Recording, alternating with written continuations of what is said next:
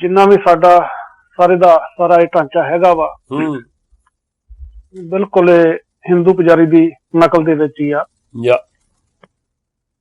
ਤੇ ਉਹਦੇ ਵਿੱਚ ਬਹੁਤ ਜ਼ਿਆਦਾ ਹੱਥ ਜਿਹੜਾ ਹੈਗਾ ਇਹਨਾਂ ਸਾਡੇ ਆਖੇ ਜਾਂਦੇ ਇਤਿਹਾਸਕ ਗ੍ਰੰਥਾਂ ਦਾ ਵਾ,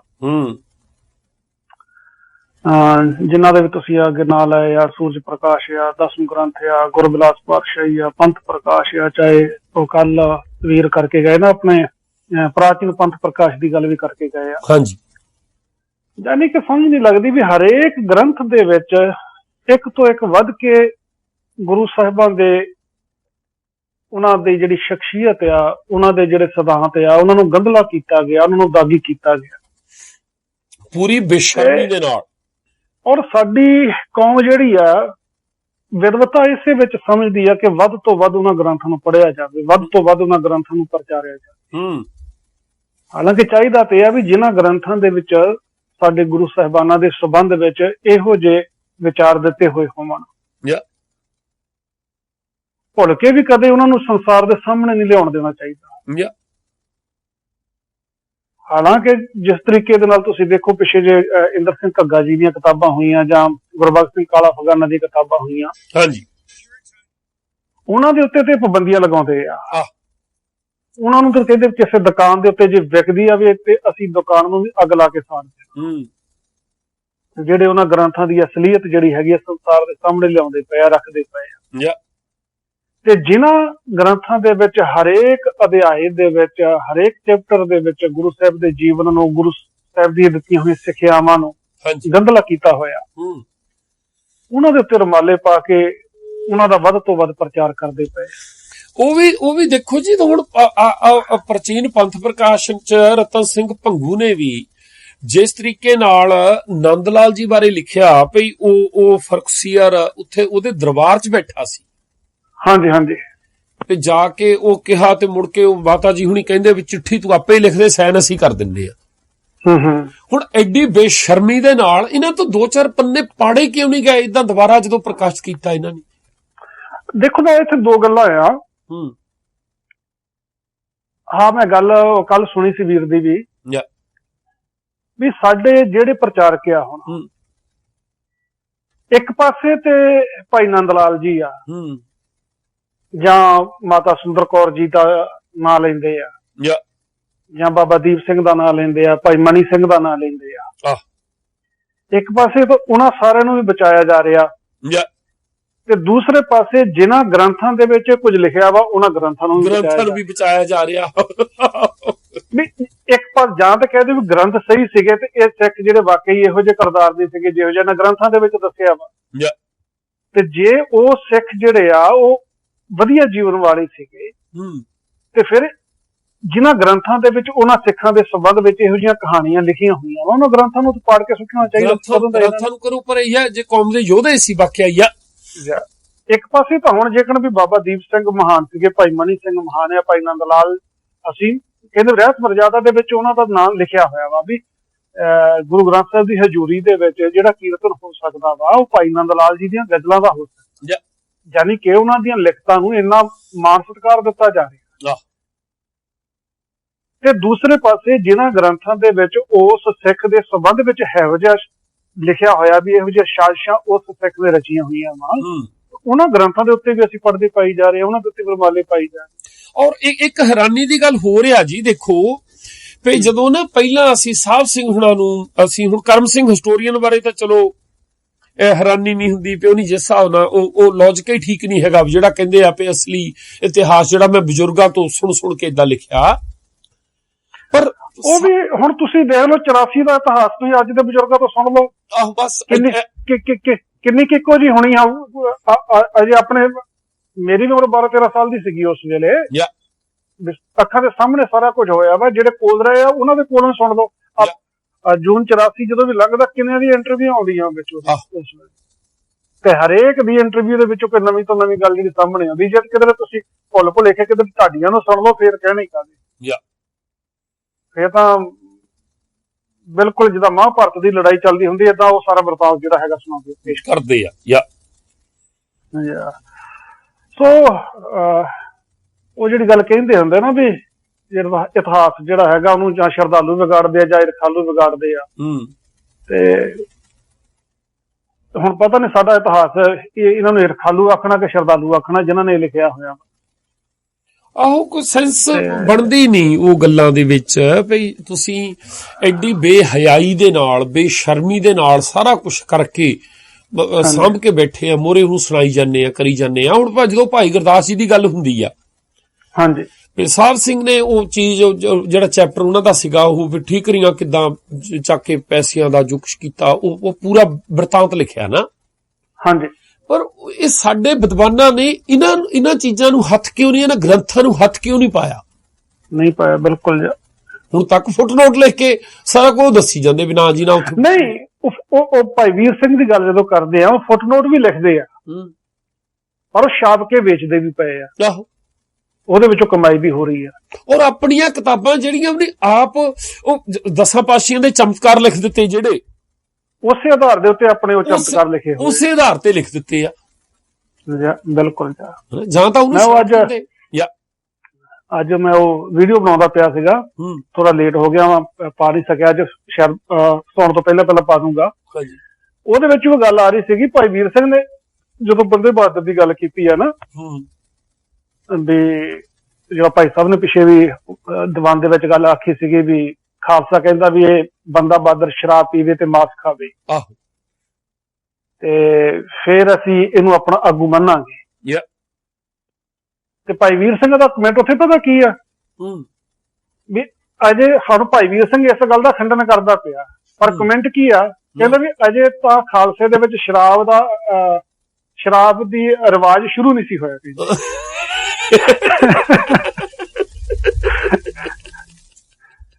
ਵੀ ਜਾਣੀ ਕਿ ਫਿਰ ਕੋਈ ਸਮਾਂ ਹੈ ਇਹੋ ਜਿਹਾ ਵੀ ਜਦੋਂ ਖਾਲਸੇ ਦੇ ਵਿੱਚ ਸ਼ਰਾਬ ਮਾਸ ਜਿਹੜਾ ਹੈਗਾ ਉਹਨੂੰ ਪ੍ਰਵਾਨ ਕਰ ਲਿਆ ਗਿਆ, ਸ਼ਰਾਬ ਦੀ ਵਰਤੋਂ ਜਿਹੜੀ ਹੈਗੀ ਉਹਨੂੰ ਜਾਇਜ਼ ਠਹਿਰਾ ਦਿੱਤਾ। ਉਹ ਕਿਹੜਾ ਸਮਾਂ? ਇਹ ਕਹਿਣ ਦੀ ਬਜਾਏ ਵੀ ਗੁਰਬਾਣੀ ਦੀ ਸਿੱਖਿਆ ਜਿਹੜੀ ਹੈਗੀ ਜਾਂ ਗੁਰੂ ਸਾਹਿਬਾਂ ਦਾ ਜਿਹੜੀ ਵਿਚਾਰਧਾਰਾ ਵਾ ਉਹ ਨਸ਼ਿਆਂ ਤੋਂ ਸਾਨੂੰ ਦੂਰ ਰੱਖਦੀ ਪਈ ਹੈ। ਤੇ ਉੱਥੇ ਕਮੈਂਟ ਇਹ ਕਰਦੇ ਪਏ ਵੀ ਅਜੇ ਉਸ ਵੇਲੇ ਤੱਕ ਖਾਲਸੇ ਦੇ ਵਿੱਚ ਸ਼ਰਾਬ ਦਾ ਰਿਵਾਜ ਸ਼ੁਰੂ ਨਹੀਂ ਸੀ। ਮੈਂ ਕਹਿੰਦਾ ਇੱਕ ਗੱਲ ਹੋਰ ਵੀ ਹੈ ਜੀ, ਤੁਸੀਂ ਦੇਖੋ ਵੀ ਜਿਨ੍ਹਾਂ ਨੇ ਇਹ ਗ੍ਰੰਥ ਲਿਖਵਾਏ ਸੀ ਇਕੱਲਾ ਹਿੰਦੂ ਪੁਜਾਰੀ ਨੂੰ ਨਾ ਕਹੀਏ।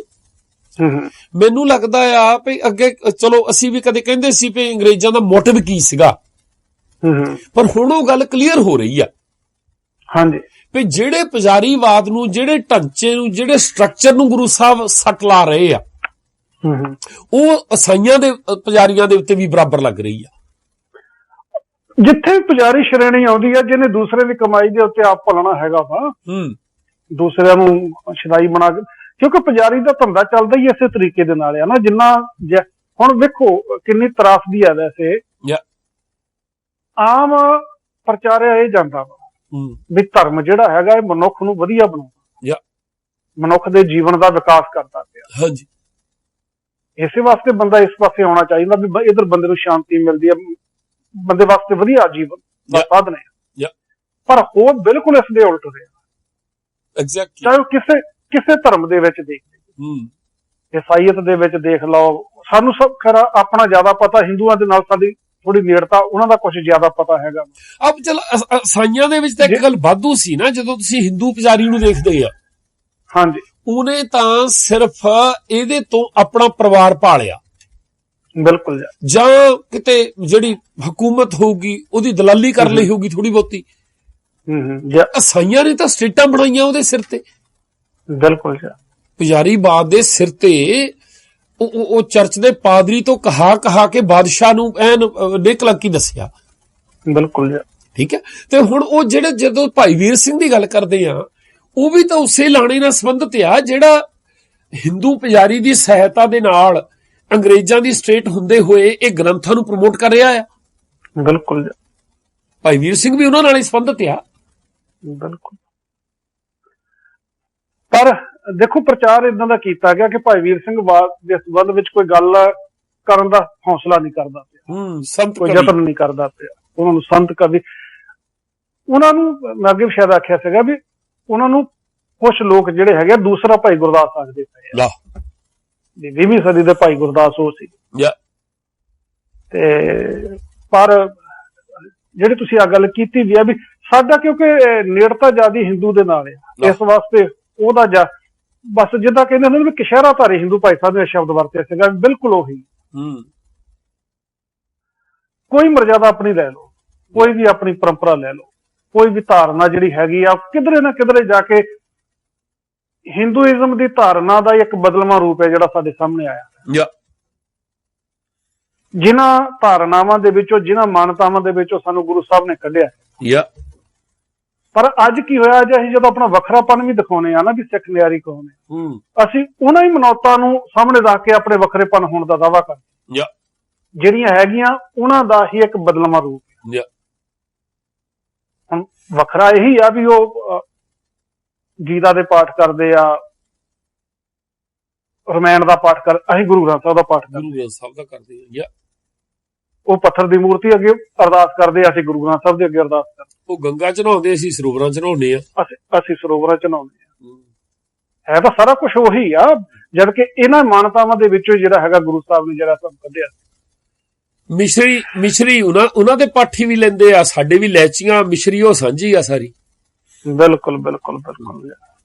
ਤੇ ਜਦੋਂ ਹੁਣ ਇਹਨਾਂ ਗ੍ਰੰਥਾਂ ਵਿੱਚ ਜਾਂਦੇ ਆ, ਉਹਨਾਂ ਵਿੱਚ ਤਾਂ ਉਹ ਵੀ ਮੈਂ ਉਹਨਾਂ ਦੀ ਗੱਲ ਕਰਦਾ ਜਿਹੜੇ ਮਿਸ਼ਨਰੀ ਪ੍ਰਚਾਰਕ ਆ, ਜਿਹੜੇ ਸਮਝਦੇ ਆ ਵੀ ਕਰਮਕਾਂਡਾਂ ਤੋਂ ਗੁਰਬਾਣੀ ਸਾਨੂੰ ਮੁਕਤ ਕਰਦੀ, ਮੈਂ ਉਹਨਾਂ ਦੀ ਗੱਲ ਕਰਦਾ ਪਿਆ ਜੀ। ਤੇ ਨਹੀਂ ਤੇ ਜੇ ਹੁਣ ਇਹਨਾਂ ਗ੍ਰੰਥਾਂ ਦੀ ਗੱਲ ਕਰੀਏ, ਇਹਨਾਂ ਨੇ ਤਾਂ ਬਿਲਕੁਲ ਹੀ ਉਹਨਾਂ ਦੇ ਵਿੱਚ ਸਾਨੂੰ ਬਿਲਕੁਲ ਇੱਕਮਤ ਕੀਤਾ ਹੋਇਆ। ਮੈਂ ਅੱਜ ਉਹ ਪ੍ਰਸੰਗ ਦੇ ਵਿੱਚੋਂ ਪੜ੍ਹਦਾ ਪਿਆ ਸੀ ਥੋੜਾ ਜਿਹਾ,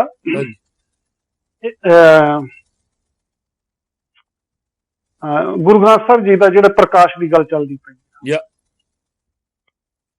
ਇੱਕ ਨਾ ਭਾਈ ਸੰਤੋਖ ਸਿੰਘ ਦਾ ਇੱਕ ਉਹਨਾਂ ਦਾ ਹੈਗਾ ਵਾ ਸਵਈਆ ਵਾ, ਮਸਕੀਨ ਜੀ ਨੇ ਉਹ ਬਹੁਤ ਜ਼ਿਆਦਾ ਪੜ੍ਹਿਆ। ਪਹਿਲੇ ਪ੍ਰਕਾਸ਼ ਦੇ ਸੰਬੰਧ ਵਿੱਚ ਕਹਿੰਦੇ ਤੁਸੀਂ? ਹਾਂ, ਦਰਬਾਰ ਸਾਹਿਬ ਚ ਪਹਿਲਾ ਪ੍ਰਕਾਸ਼ ਜਿਹੜਾ ਹੋਇਆ। ਠੀਕ ਹੈ। ਤੇ ਉਹਨਾਂ ਨੇ ਕਿਤਾਬਾਂ ਚ ਵੀ ਕਈ ਜਗ੍ਹਾ ਤੇ ਉਹਨਾਂ ਦੇ ਲੈਕਚਰਾਂ ਦੇ ਵਿੱਚ ਵੀ ਲਿਖਿਆ ਹੋਇਆ, ਉਹਨਾਂ ਤੋਂ ਸੁਣ ਕੇ ਅਸੀਂ ਵੀ ਉਹ ਬੜੀ ਵਾਰੀ ਪੜ੍ਹਿਆ ਵਾ। ਹੁਣ ਸਵਈਆ ਆਪਾਂ ਜਾਣਦੇ ਸਾਰੇ, ਤਕਰੀਬਨ ਉਹਦੀਆਂ 4 ਬੰਦ ਹੁੰਦੇ ਆ, 4 ਪੰਕਤੀਆਂ ਹੁੰਦੀਆਂ। ਉਹ 3-3 ਪੰਕਤੀਆਂ ਪੜ੍ਹੀਆਂ ਗਈਆਂ ਤਕਰੀਬਨ ਹਰ ਥਾਂ। ਅਸੀਂ ਵੀ 3 ਹੀ ਪੜ੍ਹਦੇ ਰਹੇ ਹਾਂ, ਜਿੱਦਾਂ ਚੌਥੀ ਤੱਕ ਕਦੀ ਗਏ ਹੀ ਨਹੀਂ ਜਾਂਦਾ। ਬੜੇ ਸ਼ਾਇਦ ਤੁਸੀਂ ਵੀ ਸੁਣਿਆ ਹੋਣਾ ਵੀ ਜਦੋਂ ਦਰਬਾਰ ਸਾਹਿਬ ਪ੍ਰਕਾਸ਼ ਕੀਤਾ ਗਿਆ ਨਾ, ਤੇ ਉਸ ਵੇਲੇ ਮਸਕੀਨ ਤੇ ਕਹਿੰਦਾ ਵੀ ਉਦੋਂ ਪਹਿਲੇ ਦਿਨ ਜਿੱਦਾਂ ਗੁਰੂ ਅਰਜਨ ਦੇਵ ਜੀ ਨੇ ਉੱਥੇ ਕਥਾ ਕੀਤੀ ਹੈ ਦਰਬਾਰ ਸਾਹਿਬ, ਉਸ ਤੋਂ ਬਾਅਦ ਦਰਬਾਰ ਸਾਹਿਬ ਕਥਾ ਨਹੀਂ, ਕੀਰਤਨ ਨਹੀਂ ਹੋਇਆ। ਹਾਲਾਂਕਿ ਆਪਣੇ ਆਪ ਦੇ ਵਿੱਚ ਕੋਈ ਹਾਸੋ ਵਾਲੀ ਗੱਲ ਹੈ, ਕੋਈ ਬਹੁਤ ਵਧੀਆ ਗੱਲ ਨਹੀਂ ਹੈਗੀ।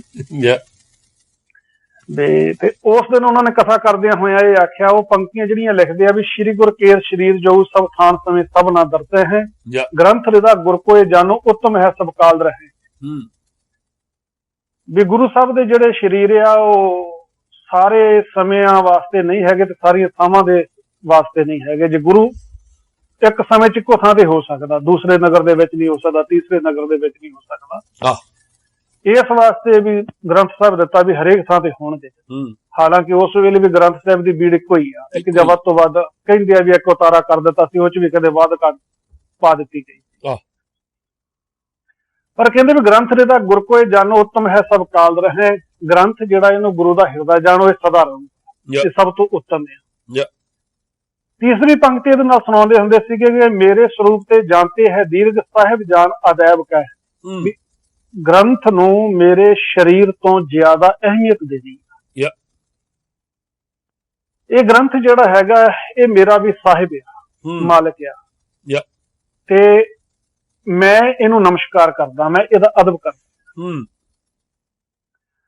ਹੁਣ ਜਦੋਂ ਚੌਥੀ ਪੰਕਤੀ ਉਸੇ ਸਵੇਦ ਦੀ ਆਪਾਂ ਪੜ੍ਹਦੇ ਹਾਂ, ਜਿਹੜਾ ਅਸੀਂ ਅੱਜ ਤੱਕ ਕਰੋਨਾ ਸਟੇਜਾਂ ਦੇ ਉੱਤੇ ਰੋਂਦੇ ਆਏ ਹਾਂ, ਉਹ ਕਦੀ ਅਸੀਂ ਗਿਆਨੀ ਗਿਆਨ ਸਿੰਘ ਦੇ ਦੋਹਰੇ ਦਾ ਹਵਾਲਾ ਦੇ ਕੇ ਕਹਿੰਦੇ ਆ ਵੀ ਗੁਰੂ ਗ੍ਰੰਥ ਜੀ ਮਾਨਿਓ। ਉੱਥੇ ਬੜੇ ਬੜੇ ਲੈਕਚਰ ਸਾਡੇ ਪ੍ਰਚਾਰਕਾਂ ਨੇ ਦਿੱਤੇ ਆ ਵੀ ਗੁਰੂ ਗ੍ਰੰਥ ਜੀ ਮਾਨਿਓ ਕਿਆ, ਗੁਰੂ ਗ੍ਰੰਥ ਜੀ ਪੂਜਿਓ ਨਹੀਂ ਲਿਖਿਆ, ਵੀ ਅਸੀਂ ਇਹਨੂੰ ਪੂਜਣ ਲੱਗ ਪਏ। ਹੈਗਾ ਸੀਗਾ ਮੰਨਣਾ, ਪਰ ਮੰਨਣ ਦੀ ਜਿਹੜਾ ਮੁੱਢ ਆ ਉਹ ਸੰਤੋਖ ਸਿੰਘ ਨੇ ਉੱਥੋਂ ਬੰਨਿਆ ਹੋਇਆ ਇਹਨਾਂ ਅਧਿਆਵਾਂ ਦੇ ਵਿੱਚ। ਹੁਣ ਗੁਰੂ ਗ੍ਰੰਥ ਸਾਹਿਬ ਨੂੰ ਉਹ ਕਹਿੰਦਾ ਵੱਧ ਤੋਂ ਵੱਧ ਇਹਦਾ ਅਦਬ ਕਰੋ।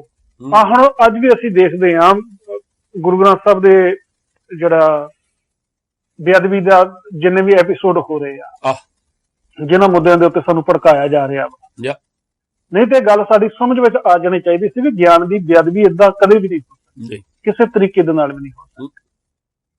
ਗਿਆਨ ਦੀ ਬੇਅਦਬੀ ਹੁਣ ਜਦੋਂ ਅਸੀਂ ਕਹਿੰਦੇ ਵੀ ਗੁਰੂ ਗਿਆਨ ਆ, ਸਾਡੀ ਉਹ ਧਾਰਨਾ ਕਹਿਣ ਦੇ ਵਿੱਚ ਬੜੀ ਵਧੀਆ ਵੀ ਜਿਹੜਾ ਕੋਈ ਗੁਰੂ ਦਾ ਦੁਖੀ ਆ ਉਹ ਕਦੀ ਸੁਖੀ ਨਹੀਂ ਹੁੰਦਾ। ਜੇ ਹੁਣ ਗੁਰੂ ਸਾਡਾ ਗਿਆਨ ਆ ਤਾਂ ਸਾਬਤ ਆ ਵੀ ਜਿਹੜਾ ਅਕਲ ਦਾ ਵਿਰੋਧੀ ਹੋਊਗਾ ਉਹ ਬੰਦਾ ਸੁਖੀ ਕਿੱਦਾਂ ਹੋ ਜਾਊਗਾ, ਜਿਹੜਾ ਗਿਆਨ ਦਾ ਵਿਰੋਧੀ ਹੋਊਗਾ। ਹੁਣ ਤੁਹਾਡੇ ਇੱਥੇ ਡਰਾਈਵਿੰਗ ਦਾ ਗਿਆਨ ਦਿੰਦੇ ਆ, ਕੋਈ ਸੱਜੇ ਪਾਸੇ ਚੱਲਦੇ ਆ, ਹੁਣ ਕੋਈ ਇਸ ਗਿਆਨ ਦਾ ਵਿਰੋਧੀ ਹੋ ਕੇ ਕਦੇ ਮੈਂ ਖੱਬੇ ਪਾਸੇ ਤੁਰਨਾ 100 ਮੀਟਰ ਨਹੀਂ ਜਾ ਹੋਣਾ ਉਹਦੇ ਕੋਲੋਂ। ਜਿੱਥੇ ਉਹਨੇ ਗਿਆਨ ਦੀ ਵਿਰੋਧਤਾ ਕਰਨੀ ਆ, ਗਿਆਨ ਦੀ ਬੇਅਦਬੀ ਕਰਨੀ ਆ, ਨਾਲ ਹੀ ਉਹਨੇ ਦੁਖੀ ਹੋ ਜਾਣਾ, ਨਾਲ ਹੀ ਉਹਨੇ ਉਹਦਾ ਫਲ ਭੋਗਣਾ। ਹਰੇਕ ਜਗ੍ਹਾ ਦੇ ਉੱਤੇ ਇਹ ਨਿਯਮ ਜਿਹੜਾ ਹੈਗਾ ਲਾਗੂ ਹੁੰਦਾ। ਇਹ ਗੱਲ ਜੇ ਸਾਡੀ ਸਮਝ ਵਿੱਚ ਆ ਜਾਂਦੀ ਵੀ ਗਿਆਨ ਦੀ ਕਦੇ ਬੇਅਦਬੀ ਨਹੀਂ ਹੋ ਸਕਦੀ, ਜੇ ਕੋਈ ਗਿਆਨ ਦੀ ਬੇਅਦਬੀ ਕਰਦਾ ਉਸੇ ਵੇਲੇ ਉਹਨੂੰ ਉਹਦੇ ਕੀਤੇ ਦੀ ਸਜ਼ਾ ਮਿਲ ਜਾਂਦੀ, ਦੁਖੀ ਹੁੰਦਾ। ਪਰ ਇਹਨਾਂ ਗ੍ਰੰਥਾਂ ਦੀ ਰਾਹੀਂ ਸਾਡੇ ਅੰਦਰ ਜੋ ਪਾਇਆ ਗਿਆ ਵੀ ਗ੍ਰੰਥ ਦੀ, ਗੁਰੂ ਦੀ ਜਿਹੜੀ ਉਹਦੀ ਵਡਿਆਈ ਆ, ਜਿਹੜਾ ਉਹਦਾ ਮਾਣ ਸਤਿਕਾਰ ਆ, ਜਿਹੜੀ ਉਹਦੀ ਇੱਜ਼ਤ ਆ, ਉਹ ਇੱਜ਼ਤ ਕਾਹਦੇ ਵਿੱਚ ਆ। ਹੁਣ ਜਿਹੜੀ ਚੌਥੀ ਪੰਕਤੀ ਲਿਖੀ ਆ, ਉਸ ਚੌਥੀ ਪੰਕਤੀ ਨੂੰ ਆਪਾਂ ਵਿਚਾਰਦੇ ਆ ਤੇ ਜਿਹੜਾ ਸਾਡਾ ਗੁਰੂ ਆ, ਗ੍ਰੰਥ ਆ, ਗਿਆਨ ਆ, ਉਹਨੂੰ ਬਿਲਕੁਲ ਇੱਕ ਪੱਥਰ ਦੀ ਮੂਰਤੀ ਦੇ ਬਰਾਬਰ ਕਵੀ ਸੰਤੋਖ ਸਿੰਘ ਨੇ ਲਿਆ ਕੇ ਖੜਾ ਕਰ ਦਿੱਤਾ। ਹੁਣ ਦੇਖੋ ਤੁਸੀਂ ਮੰਦਿਰ ਵਿੱਚ ਜਾਓ, ਪੱਥਰ ਦੀਆਂ ਮੂਰਤੀਆਂ, ਭਗਵਾਨ ਦੀਆਂ ਮੂਰਤੀਆਂ ਉਹਨਾਂ ਨੂੰ ਕਹਿੰਦੇ ਆ। ਹੁਣ ਉਸ ਮੂਰਤੀ ਦਾ ਸਤਿਕਾਰ ਕੀ ਆ, ਉਸ ਮੂਰਤੀ ਦੀ ਪੂਜਾ ਕਿੱਦਾਂ ਹੁੰਦੀ, ਕੀ ਚਾਹੀਦਾ ਉਹਦੇ ਵਾਸਤੇ? ਫੁੱਲ ਚਾਹੀਦੇ ਆ, ਚੰਦਨ ਚਾਹੀਦਾ ਵਾ, ਕੇਸਰ ਚਾਹੀਦੇ ਆ, ਧੂਫਾਂ ਦਿਖਾਉਂਦੇ ਆ। ਤੇ ਜੇ ਕਹਿੰਦੇ ਵੀ ਤੁਸੀਂ ਗ੍ਰੰਥ ਦਾ ਸਤਿਕਾਰ ਕਰਨਾ, ਇੱਕੋ ਪੰਕਤੀ ਦੇ ਵਿੱਚ ਇਹਨਾਂ ਚੌਹਾਂ ਚੀਜ਼ਾਂ ਦਾ ਜ਼ਿਕਰ ਸੰਤੋਖ ਸਿੰਘ ਨੇ ਕਰ ਦਿੱਤਾ। ਕਹਿਣ ਲੱਗਾ ਪੂਜੋ ਚੰਦਨ ਕੇਸਰ ਕੋ ਘਸ ਧੂਪ ਤੁਖਾਏ ਕੇ ਫੂਲ ਚੜਾਏ। ਕਿ ਗੁਰੂ ਗ੍ਰੰਥ, ਗੁਰੂ, ਔਰ ਇਹ ਸਾਰਾ ਕੁਝ ਗੁਰੂ ਅਰਜਨ ਦੇਵ ਜੀ ਦੇ ਮੂੰਹ ਦੇ ਵਿੱਚ ਪਾਇਆ ਜਾ ਰਿਹਾ ਕਿ ਗੁਰੂ ਅਰਜਨ ਦੇਵ ਜੀ ਨੇ ਆਖਿਆ ਵੀ ਗ੍ਰੰਥ ਜਿਹੜਾ ਹੈਗਾ ਇਹ ਮੇਰਾ ਹਿਰਦਾ ਹੈ, ਇਹ ਮੇਰੇ ਸਰੀਰ ਤੋਂ ਜ਼ਿਆਦਾ ਮਹਾਨ ਹੈ, ਇਹਦੀ ਅਹਿਮੀਅਤ, ਇਹਦੀ ਮਹਾਨਤਾ ਮੇਰੇ ਸਰੀਰ ਦੇ ਨਾਲੋਂ ਜ਼ਿਆਦੀ ਹੈ। ਮੇਰਾ ਸਰੀਰ ਸਦਾ ਨਹੀਂ ਰਹਿਣਾ, ਇਹਨੇ ਹਮੇਸ਼ਾ ਵਾਸਤੇ ਰਹਿਣਾ। ਇਸ ਵਾਸਤੇ ਇਸ ਗ੍ਰੰਥ ਦਾ ਵੱਧ ਤੋਂ ਵੱਧ ਅਦਬ ਕਰਨਾ। ਤੇ ਉਹ ਗ੍ਰੰਥ ਦਾ ਅਦਬ ਕਰਨਾ ਕੀ ਆ, ਉਹਦੇ ਵਾਸਤੇ ਕਹਿੰਦੇ ਨੇ ਚੰਦਨ ਦੇ ਨਾਲ, ਕੇਸਰ ਦੇ ਨਾਲ ਇਹਦੀ ਪੂਜਾ ਕਰੋ, ਇਹਦੇ ਅੱਗੇ ਧੂਫਾਂ ਦਿਖਾਓ, ਇਹਦੇ ਅੱਗੇ ਜਿਹੜੇ ਹੈਗੇ ਆ ਫੁੱਲ ਹੈਗੇ ਆ ਉਹ ਅਰਪਣ ਕਰੋ।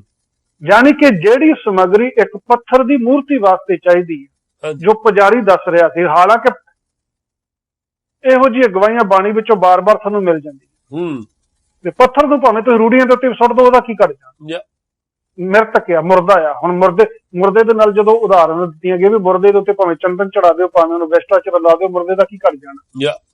ਤੇ ਪੱਥਰ ਜਿਹੜਾ ਉਹ ਵੀ ਮੁਰਦਾ ਆ, ਉਹ ਵੀ ਨਿਰਜਿੰਦ ਆ, ਉਹ ਵੀ ਬੇਜਾਨ ਆ, ਕੋਈ ਫਰਕ ਨਹੀਂ ਪੈਣਾ ਉਹਦੇ ਵਿੱਚ। ਪਰ ਜਿਸ ਤਰੀਕੇ ਦੇ ਨਾਲ ਉਸ ਵੇਲੇ ਦਾ ਪੁਜਾਰੀ ਜਿਹੜਾ ਹੈਗਾ ਆਪਣੇ ਸਵਾਰਥਾਂ ਦੀ ਪੂਰਤੀ ਵਾਸਤੇ ਪੱਥਰ ਦੀ ਮੂਰਤੀ ਦਾ ਸਤਿਕਾਰ ਕਰਵਾ ਰਿਹਾ, ਉਸੇ ਤਰੀਕੇ ਦਾ ਸਤਿਕਾਰ ਕਵੀ ਸੰਤੋਖ ਸਿੰਘ ਗੁਰੂ ਅਰਜਨ ਦੇਵ ਜੀ ਦੇ ਕੋਲੋਂ ਗੁਰੂ ਗ੍ਰੰਥ ਸਾਹਿਬ ਜੀ ਦਾ ਕਰਵਾ ਰਿਹਾ। ਜਿਸ ਗੁਰੂ ਗ੍ਰੰਥ ਸਾਹਿਬ ਜੀ ਦੇ ਅੰਦਰ ਗਿਆਨ ਹੀ ਗਿਆਨ ਹੈ, ਕਿਤੋਂ ਉਹਨੂੰ ਖੋਲ ਕੇ ਦੇਖ ਲਓ, ਉਹਦੇ ਵਿੱਚ ਗਿਆਨ ਹੀ ਗਿਆਨ।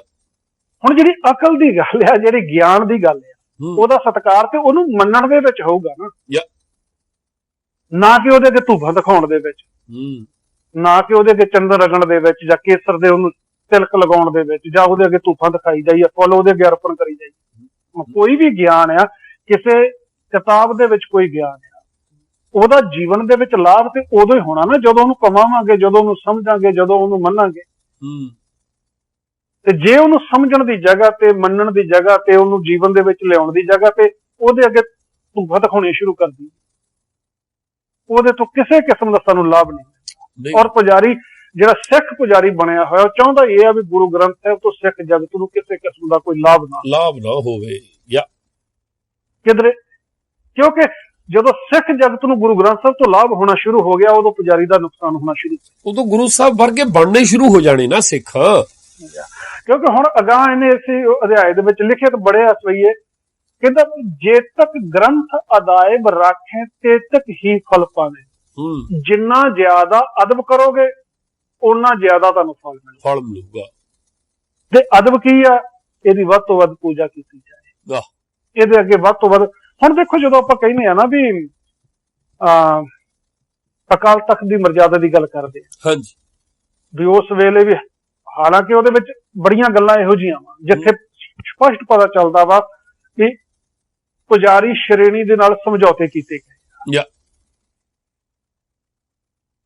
ਜਿਹੜੀਆਂ ਗੱਲਾਂ ਗੁਰਮਤ ਦੇ ਉਲਟ ਜਾਂਦੀਆਂ ਪਈਆਂ ਉਹਨਾਂ ਨੂੰ ਵੀ ਉੱਥੇ ਦਰਜ ਕੀਤਾ ਗਿਆ, ਚਾਹੇ ਉਹ ਅਰਦਾਸ ਦਾ ਮਸਲਾ ਆਇਆ, ਚਾਹੇ ਉਹ ਨਿਤਨੇਮ ਦੀਆਂ ਬਾਣੀਆਂ ਦਾ ਮਸਲਾ ਆਇਆ, ਚਾਹੇ ਉਹ ਅੰਮ੍ਰਿਤ ਪਿਆਰ ਦੀਆਂ ਬਾਣੀ ਦਾ ਮਸਲਾ ਆਇਆ, ਜਾਂ ਹੋਰ ਜਿਹੜੀਆਂ ਗੱਲਾਂ ਹੈਗੀਆਂ, ਜਿੰਨੇ ਵੀ ਉਹਨਾਂ ਦੇ ਵਿੱਚ ਜਨਮ ਸੰਸਕਾਰ ਆ ਜਾਂ ਵਿਆਹ ਦਾ ਸੰਸਕਾਰ ਆ, ਅੰਮ੍ਰਿਤ ਸੰਸਕਾਰ ਆ, ਮ੍ਰਿਤਕ, ਕਈ ਗੱਲਾਂ ਉਹਦੇ ਚ ਇਹੋ ਜਿਹੀਆਂ ਹੈਗੀਆਂ, ਕਈ ਮੱਦਾਂ ਇਹੋ ਜਿਹੀਆਂ ਹੈਗੀਆਂ ਜਿੱਥੇ ਸਮਝੌਤੇ ਕੀਤੇ ਗਏ। ਪਰ ਹੈਰਾਨੀ ਦੀ ਗੱਲ ਹੈ, ਜਿਨ੍ਹਾਂ ਸੰਪਰਦਾਇਆਂ ਦੇ ਪ੍ਰਭਾਵ ਹੇਠਾਂ ਉਹ ਸਮਝੌਤੇ ਕੀਤੇ ਗਏ ਉਹਨਾਂ ਨੇ ਫਿਰ ਵੀ ਉਸ ਨੂੰ ਨਹੀਂ ਮੰਨਿਆ। ਜਿਨ੍ਹਾਂ ਗੱਲਾਂ ਦੇ ਵਿੱਚ ਰਹਿਤ ਮਰਜ਼ਾਦਾ ਦੇ ਵਿੱਚ ਸਪਸ਼ਟ ਆਦੇਸ਼ ਵੀ ਦਿੱਤੇ ਹੋਏ ਵੀ ਆਹ ਨਹੀਂ ਕਰਨਾ, ਆਹ ਨਹੀਂ ਕਰਨਾ, ਆਹ ਨਹੀਂ ਕਰਨਾ, ਪਰ ਸੰਪਰਦਾਇ ਉਹ ਸਾਰਾ ਕੁਝ ਕਰਦੇ। ਹੁਣ ਤੁਸੀਂ ਗੁਰਬਾਣੀ ਪਾਠ ਦਰਪਣ ਪੜ੍ਹ ਲਓ, ਉਹਦੇ ਵਿੱਚ ਤਾਂ ਪਤਾ ਨਹੀਂ 60-70 ਵਸਤੂਆਂ ਗੜਾਈਆਂ ਹੋਈਆਂ। ਜੇ ਤੁਸੀਂ ਅਸਲੀ ਧੂਪ ਬਣਾਉਣੀ ਆ ਜਿਹੜੀ ਗੁਰੂ ਸਾਹਿਬ ਨੂੰ ਕਹਿੰਦੇ ਪ੍ਰਵਾਨ ਹੁੰਦੀ, ਹੁਣ ਜੋਤਾਂ ਜਗਾਉਣੀਆਂ, ਕੁੰਭ ਰੱਖਣੇ, ਨਾਰੀਅਲ ਰੱਖਣੇ, ਉਹ ਸਾਰਾ ਕੁਝ ਉਹਨਾਂ ਦੇ ਵਿੱਚ ਲਿਖਿਆ ਹੋਇਆ। ਔਰ ਉਹਦੇ ਪਿੱਛੇ ਪਿੱਛੇ ਜਿਹੜੀਆਂ ਹੈਗੀਆਂ ਉਹ ਜਿੰਨੀਆਂ ਵੀ ਕਹਾਣੀਆਂ, ਉਹ ਸਾਰੀਆਂ ਕਹਾਣੀਆਂ ਨਾ ਗ੍ਰੰਥਾਂ ਦੇ ਵਿੱਚੋਂ ਆਈਆਂ ਹੋਈਆਂ। ਹੁਣ ਸ਼ਾਇਦ ਮੈਂ ਅੱਗੇ ਗੱਲ ਕੀਤੀ ਸੀਗੀ ਵੀ ਨਾਰੀਅਲ ਦੀ ਗੱਲ ਜਦੋਂ ਵੀ ਆਉਂਦੀ ਆ, ਹੁਣ ਸੰਤੋਖ ਸਿੰਘ ਆ ਜਾਂ ਈਵਨ ਸਾਡੇ ਕਹਿੰਦੇ ਕਹਾਉਂਦੇ ਪ੍ਰਚਾਰਕ ਵੀ ਜਦੋਂ ਪ੍ਰਚਾਰ ਕਰਦੇ ਆ, ਜਦੋਂ ਇਸ ਗੱਲ ਦਾ ਜ਼ਿਕਰ ਕਰਦੇ ਆ ਵੀ ਇੱਕ ਗੁਰੂ ਨੇ ਦੂਸਰੇ ਗੁਰੂ ਨੂੰ ਗੁਰਤਾ ਗੱਦੀ ਦਿੱਤੀ, ਸਾਰਿਆਂ ਦੇ ਮੂੰਹ ਦੇ ਉੱਤੇ 5 ਪੈਸੇ ਨਾਰੀਅਲ ਚੜਿਆ ਵੀ 5 ਪੈਸੇ ਨਾਰੀਅਲ ਰੱਖ ਕੇ ਗੁਰੂ ਸਾਹਿਬ ਨੇ ਮੱਥਾ ਟੇਕਿਆ। ਗੁਰੂ ਹਰਿਕ੍ਰਿਸ਼ਨ ਦੇ ਸੰਬੰਧ ਵਿੱਚ ਵੀ ਕਹਿੰਦੇ ਆ ਵੀ ਉਹ, ਹਾਲਾਂਕਿ ਗੁਰੂ ਤੇਗ ਬਹਾਦਰ ਬਾਬੇ ਬਕਾਲੇ ਸੀ, ਕਹਿੰਦੇ ਦਿੱਲੀ 'ਚ ਬੈਠੇ ਉਹਨਾਂ ਨੇ ਆਪਣੇ ਹੱਥ 'ਚ ਨਾਰੀਅਲ ਫੜ ਕੇ ਤਾਂ ਏਦਾਂ ਹੱਥ ਦੇ ਨਾਲ ਪਰਿਕਰਮਾ ਕਰਦੇ ਵੀ ਇਹ ਪਰੰਪਰਾ ਸਾਡੇ ਵਿੱਚ ਕਿੱਥੋਂ ਆ ਗਈ? ਰੀਤ ਜਿਹੜੀ ਹੈਗੀ ਸਾਡੇ ਵਿੱਚ ਕਿੱਥੋਂ?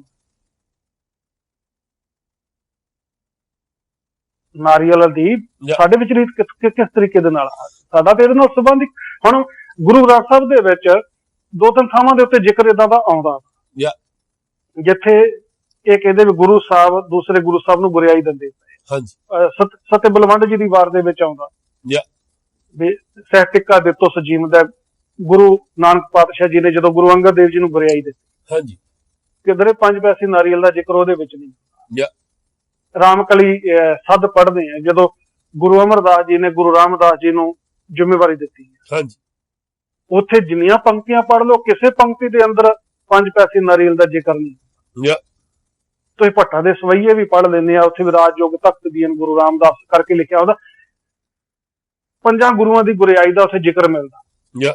ਪਰ ਕਿਧਰੇ ਇੱਕ ਵੀ ਹਵਾਲਾ ਉੱਥੇ ਇਹੋ ਜਿਹਾ ਨਹੀਂ ਮਿਲਦਾ ਕਿ ਗੁਰਿਆਈ ਦੇਣ ਵੇਲੇ ਗੁਰੂ ਸਾਹਿਬ ਇਸ ਤਰੀਕੇ ਦੇ ਨਾਲ 5 ਪੈਸੇ ਨਾਰੀਅਲ ਰੱਖ ਕੇ ਏਦਾਂ ਗੁਰਿਆਈ ਦੀ ਰਸਮ ਜਿਹੜੀ ਉਹ ਅਦਾ ਕਰਦੇ ਹੋਣ ਕਿਤੇ ਵੀ।